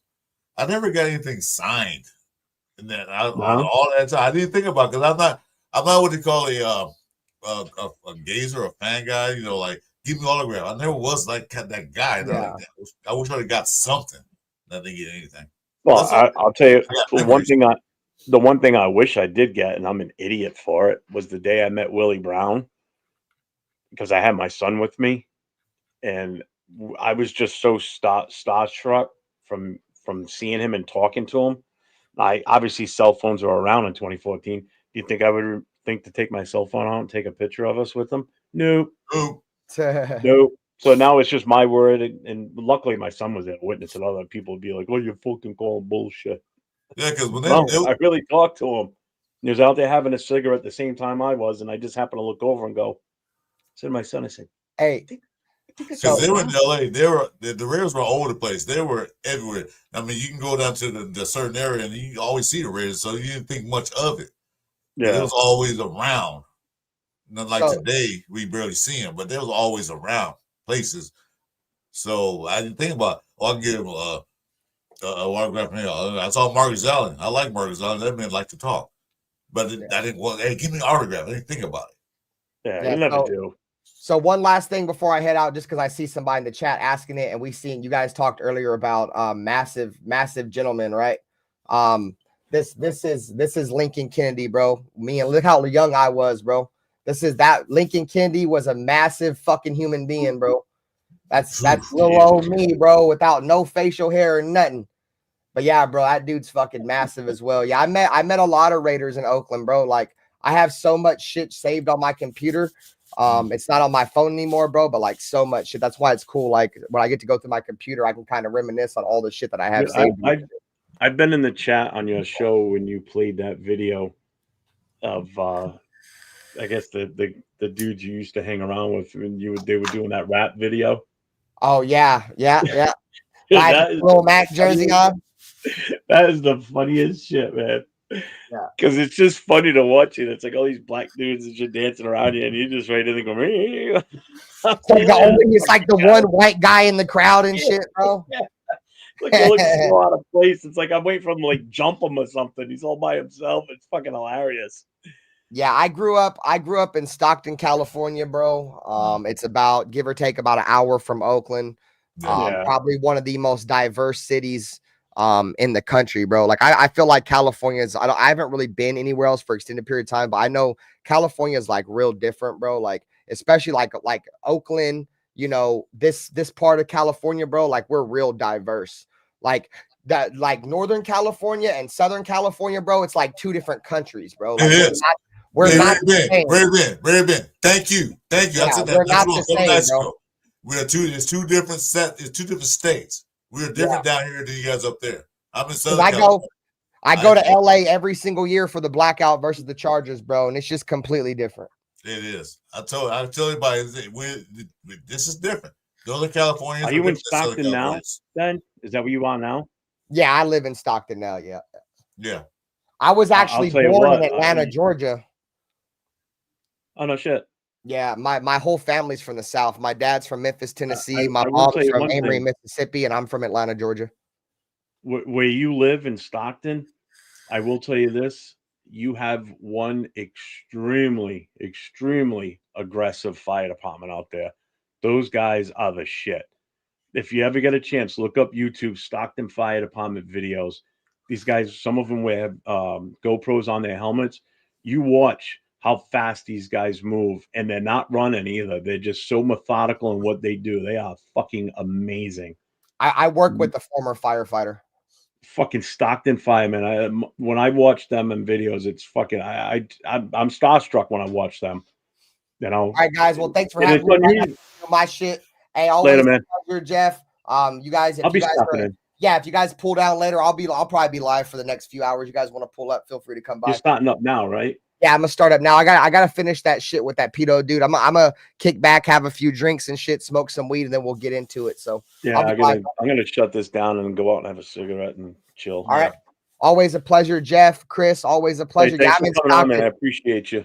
Yeah, no doubt. Whenever, like I said, like, well, my job is hella crazy, right? Like every month we go from graveyard to day shift, graveyard to day shift. So like right now I'm on graveyard. Like if I get a chance to pull up, bro, like remember that one night when you were live and I said link and you're like posted the link to your store? I was actually trying to join your show that night. So next time I'll just hit you up behind the scenes though. Yeah, definitely. All right, Jeff. All right, Chris. All right, Nation. Have a good one. Go Raiders. Raiders. Go Raiders. Yeah, like ours really been, man. He's I like it. Ben's awesome. He's I know unfiltered. he's not for everybody. You know, No, he's definitely not. No, he's not for everybody. You know, just like I'm sure I'm not. You know, there's certain people that don't want to watch what I have to say, and I don't really care. He's unfiltered. He says what he means, and you know he's not flip flopping. He's unfiltered. Nope. And if he says something, he mean it. Like some of the other content creators, they say stuff just to get hits. Like, yeah. The other thing I like about him is the other thing I really like about Ben is he's fucking entertaining. Like I'm not bored when I watch his shows, not at all. Just the interaction of some of the guys that he's got on there. I'm probably gonna go hop on his show if he's got room. I'll probably jump in there because I got nothing else doing. You know, I mean, this was successful tonight. I'm proud of what you and I have put together here with this. Well, it's premiere show, so we got some buzz work out. We could tweak it up a little bit, but yeah, other than that, I enjoyed this. I hope everybody did enjoy it. I did too. You know, we don't have to go for a marathon here, which was not my intention anyway. No, I'm not doing that 9-hour marathon like you like. No, I'm fine with coming on at 9 o'clock my time, 6 yours, couple hours. It's still respectable early for you over there. You know, it's only 12 o'clock my time here. Well, like I said, the first hour we can talk the history, more jump in, talk and tell their stories or things. Then the second hour, you want to talk a little Raider football now. We can, but I'm fine with that. And then Friday show, 9 hours, and then we, Friday night when I do the Friday night shows, again, that's only temporary. That's what's up, Raiders fan? You're in Stockton also too? Sweet. Nice. Yeah, anybody that's new in the channel right now, make sure you go over to Chris 4 Raiders. His link is in the description below. Go over, hit the subscribe, hit the notifications. Give him a thumbs up for this. With free agency starting this week, Chris is home all day because he doesn't work anymore, and neither do I. So when news breaks, Raider news, you guarantee that both of us, or at least one of us, will be on in the moment. More than likely, it'll be both of us at the same time because I'll be hitting him up or he'll be hitting me up. Yeah. And we'll be on. So, make sure you hit those notifications. This is going to be setting up this show here that we did tonight is going to be a regular Saturday night thing. Yeah, just make sure you guys be careful because it's like I told you on my video. This is rumor season. Some people call it lion season. Be careful of those content creators who are clickbaiting you guys because they are clickbaiting right now. Yeah, sending you out to watch this show so they get the likes and get all that stuff. I'm gonna tell you one thing about me. Reason why I'm doing this show, I'm not trying to get monetized. If I do, fine, I'll take that. I'm not worried about that. I do because I love the Raiders. I love the Raider Nation. That's why I'm doing it. I'm not doing it to get the money. So I'm doing it because it's fun as shit and I like to talk. Yeah, me too. That's the reason I'm doing it. I'm doing it. Get monetized be great, but it's not my goal to get monetized. My goal is to chat with the fans. I want to hear because in my household there's no Raider fans in my whole family. There's only one other Raider fan. That's my son, but he works all the time and he's traveling. So I'll get a chance to talk Raider football to nobody. So that's my idea to do the show.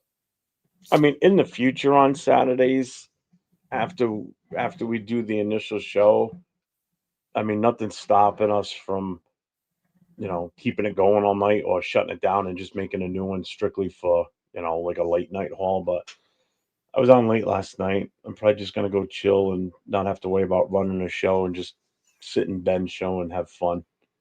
That's no problem because actually, I was waiting to shut out because I'm gonna go eat my dinner and go get on the Farmer Simulator with Marty McGrail. I'm shouting down because I see him in the chat. Yeah, I appreciate all the positive feedback from everybody tonight. I'm glad you all liked what we put together here. It'll be even better once we get the third person in here. Once Papa Rundown is able to be in with us, because now it'll add another whole dimension to this. Yeah, his side of the story. Three of us, as Rundown calls us, old heads in here talking, old school Raider football for the first hour or so, and then branching off to talking a little bit more of the current situation, and then pretty much anything we want to talk about. Want to talk about how you grill your steaks or what kind of car you drive? I don't give a shit. Talk about fucking anything. Doesn't always have to be about the Raiders. No, you get this old school channel. We talk old school Raiders. Then, like I said, I remember the day when I barbecued my first hot dog. Okay, how did that go for you? Talk about it. I burnt it. Good, because that's the way I like them. I like them burnt. All right. Oh, Fakasi's then. No, we're not playing Battlefield 1 tonight. I'm not playing that game tonight. I don't feel like killing, but I feel like growing some food. What's up, brother? Hey, AR. Dude, are you okay? Yeah, like he froze for a minute. Oh. He's on his phone. I don't know. I appreciate that, Frank, man. I really do. Yeah, Panda. I am. Panda. I am on. If you had a PlayStation, man, or any of it, Pharmacy 22 was free a couple months ago. See if you got it. And then I'll let you join me. I do nothing but just growing vegetables.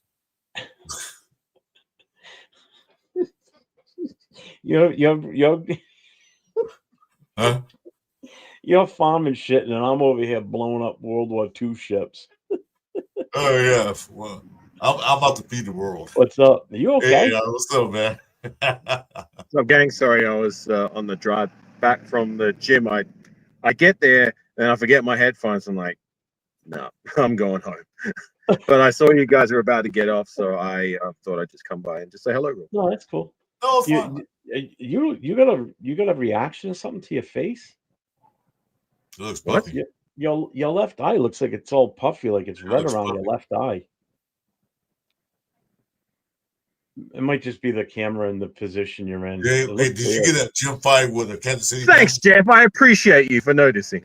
No, seriously, it looked like you had a bruise or a rash or something. I'm like, did you get punched in the face and you didn't know it? No, it might be like because I rub my eyes a lot because when all right. It's hot over here, so Nah, yeah, it's probably a reaction. He got into a gym fight with a Kansas City fan. That's all that was. I'd like to give you an exotic story like that, but no, I'm just ugly. Yeah, anyway, this was a good show. Yeah, we're just talking. This was fun. Some old school stuff. This was real fun. It was a good time. I'm happy with the outcome.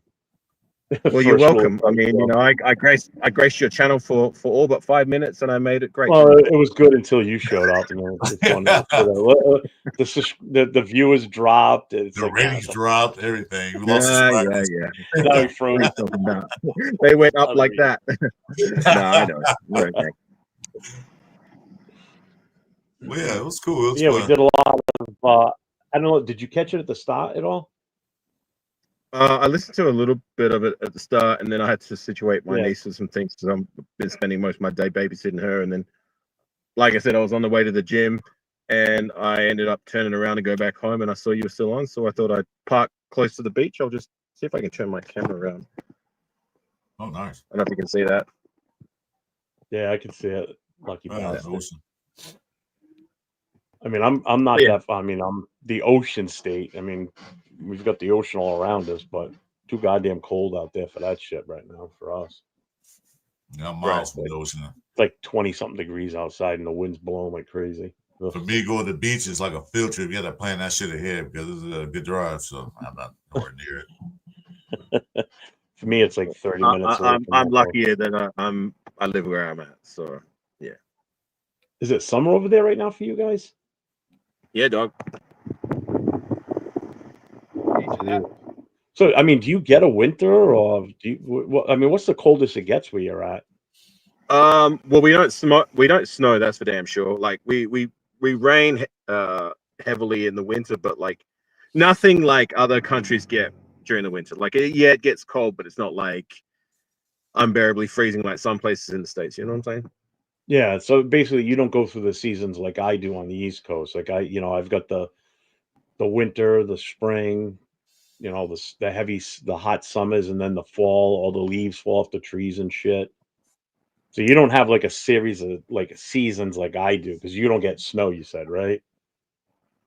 Well, we get seasons. It's just we don't get snow. We don't get as cold as what That's you what I guys mean. do. I mean, But you don't get the full you don't get the full experience of like a full season like we do. Well, our winter is heavy rain. Yeah, that would suck. I'd rather have the snow. Yeah, probably. Yeah. You know what? I actually like the winter snow when I came to the States. I guess maybe because it was the first time I got to experience it in my life. But yeah, I enjoyed it. I mean, you can go out and play in the snow, throw a snowball. You can't throw a water ball, and you can't go out and play in the rain because it's no fun because then you're soaked. You know, at least the snow when you were a kid was fun. Besides, when it rained out, your parents wouldn't let you go outside. I mean, I'm in California. We rarely get rain. We get rain now and then. Really. You guys don't get much at all. Everybody's crazy when it rains. Like, it's raining. Okay, well, yeah, it does that. But, yeah. I'd say the weather where I'm at is very akin to LA weather. Yeah, see, like for us right now, where like next week's gonna be nice. We're gonna be in the 50s and possibly 60s for weather next week, so it's gonna be beautiful. Shit, that's cold. But like we're getting into the point where April's our rainy month usually. The whole April showers, May flowers. April's usually kind of like the rainier month. Okay, well, look, I just tapped in to say hello real quickly, and it seems like you were about to get off anyway. But just real quick, I didn't catch how you felt about the Geno Smith trade. Like, how I'm just okay real with quickly. it. I'm actually okay with it. We really didn't talk about it tonight on this channel. We didn't talk about it. We never got into it here. Last night we did, but I'm okay with it. No, what we did, what Chris and I did on this show. Now this was supposed to be three of us. Papa Rundown was supposed to be on us. We were supposed to we just came on and talked about old school Raider stuff, like when did we become Raider fans? Who was our favorite player? What was it that made us attracted to the mystique? Then we covered the whole NWA and the hip hop, how it impacted the Raiders and spread the name of Raiders. I mean, because there were certain parts of the country they were never around. Once NWA came about, everybody knew about the Raiders. They turned them into a fashion, not just a sport team to support, but also a fashion statement, which still expands even across the globe. I mean, here in Australia, I see a lot of people around here wearing the Raider colors, the Raider gear, because it is a fashion statement, and it's nice to see the Raider gear. But like, you ask them one question about the team, they wouldn't know. They don't know. Yeah, exactly. They have no fucking clue. They wouldn't know the that was like that here in LA. When the Raiders, when the NWA hit the scene and they wore the Raider gear and stuff, people just wore it because, like you said, it's a fashion statement. Ask the question, say, did you see the Raider games today? Huh? No. What Raider game? They don't know anything about that. I don't like football. But I like the Raiders colors, but I like football. Like, okay, whatever. Well, I told you about when I went to watch the Super Bowl at my local bar. I was the only guy there in a sea of like 500-600 people who was wearing Raider colors, and there was only one other guy who sported a Raider cap, a black Los Angeles Raiders cap. And I asked him, like, do you actually support the team? And he's like, no, I'm actually a Patriots fan. So you're a double loser. He was a nice guy, but it's just the fashion statements kind of thing. But I got to get out of here because I'm boiling up in this car. But anyway, thank you guys. Hope you guys you're on tomorrow morning, right? What, Are you on what, time, tomorrow? Me and Critique, we're going to be doing our Tecmo Super Bowl what time is that tomorrow? series. That's you're on the East Coast, right? I'm on the West Coast. He's on the West. All right, so that's 10 a.m. Eastern, Oh, 9 a.m. Central, 7 a.m. Pacific. Don't worry about that. I got notifications for you, so whenever you pop out, I know you're on. So I'm good. I'll get you. Well, if you're up at 7 a.m., Chris, get your breakfast and come kick it with us. Breakfast? I just posted your channel in here. Anybody that's still in I the channel, if appreciate you like, check out. I'm calling it now. I'm not losing tomorrow morning. I'm not losing. I'll be watching. Okay. I'm calling it now. I'm going to make Critique sing like a bird after he's eaten a spoonful of Vegemite. It's going to happen. I'm sending you the bad juju right now. I want to see you finish He was getting handled by Critique last week. I was like, "Dad, come on, man, you can do better than that." I'm calling my shot. It's going to be a new day in the Tecmo scene, and Critique's going to be singing like a bird. I promise you that. But anyways, I'm out. Take care, gang. I'll catch you tomorrow. Yeah, anybody that's still in the channel that remembers Tecmo Bowl, go to that page, that channel I just posted, Alpha Cassi's. Him and Critique on the weekends, they do, usually Sunday mornings, they play and stream Tecmo Bowl on their channels. It's fun to watch because the interaction between the two is hilarious. Great. It's hilarious. It's great, hilarious. So make sure you check it out. Yeah, I watched it last week. Subscribe on that channel too for. But yeah, I'm on the verge of. I'm just gonna let everybody know that's in here now. I'm on the verge of the final step to get monetized right now.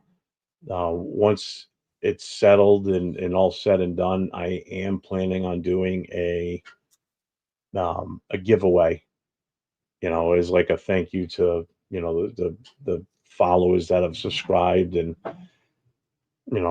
been there supporting me. So I will make that announcement. It'll probably be an actual video that I'm going to actually edit and post, and then it'll explain the rules as far as what we're going to do, and then I will do the drawing live.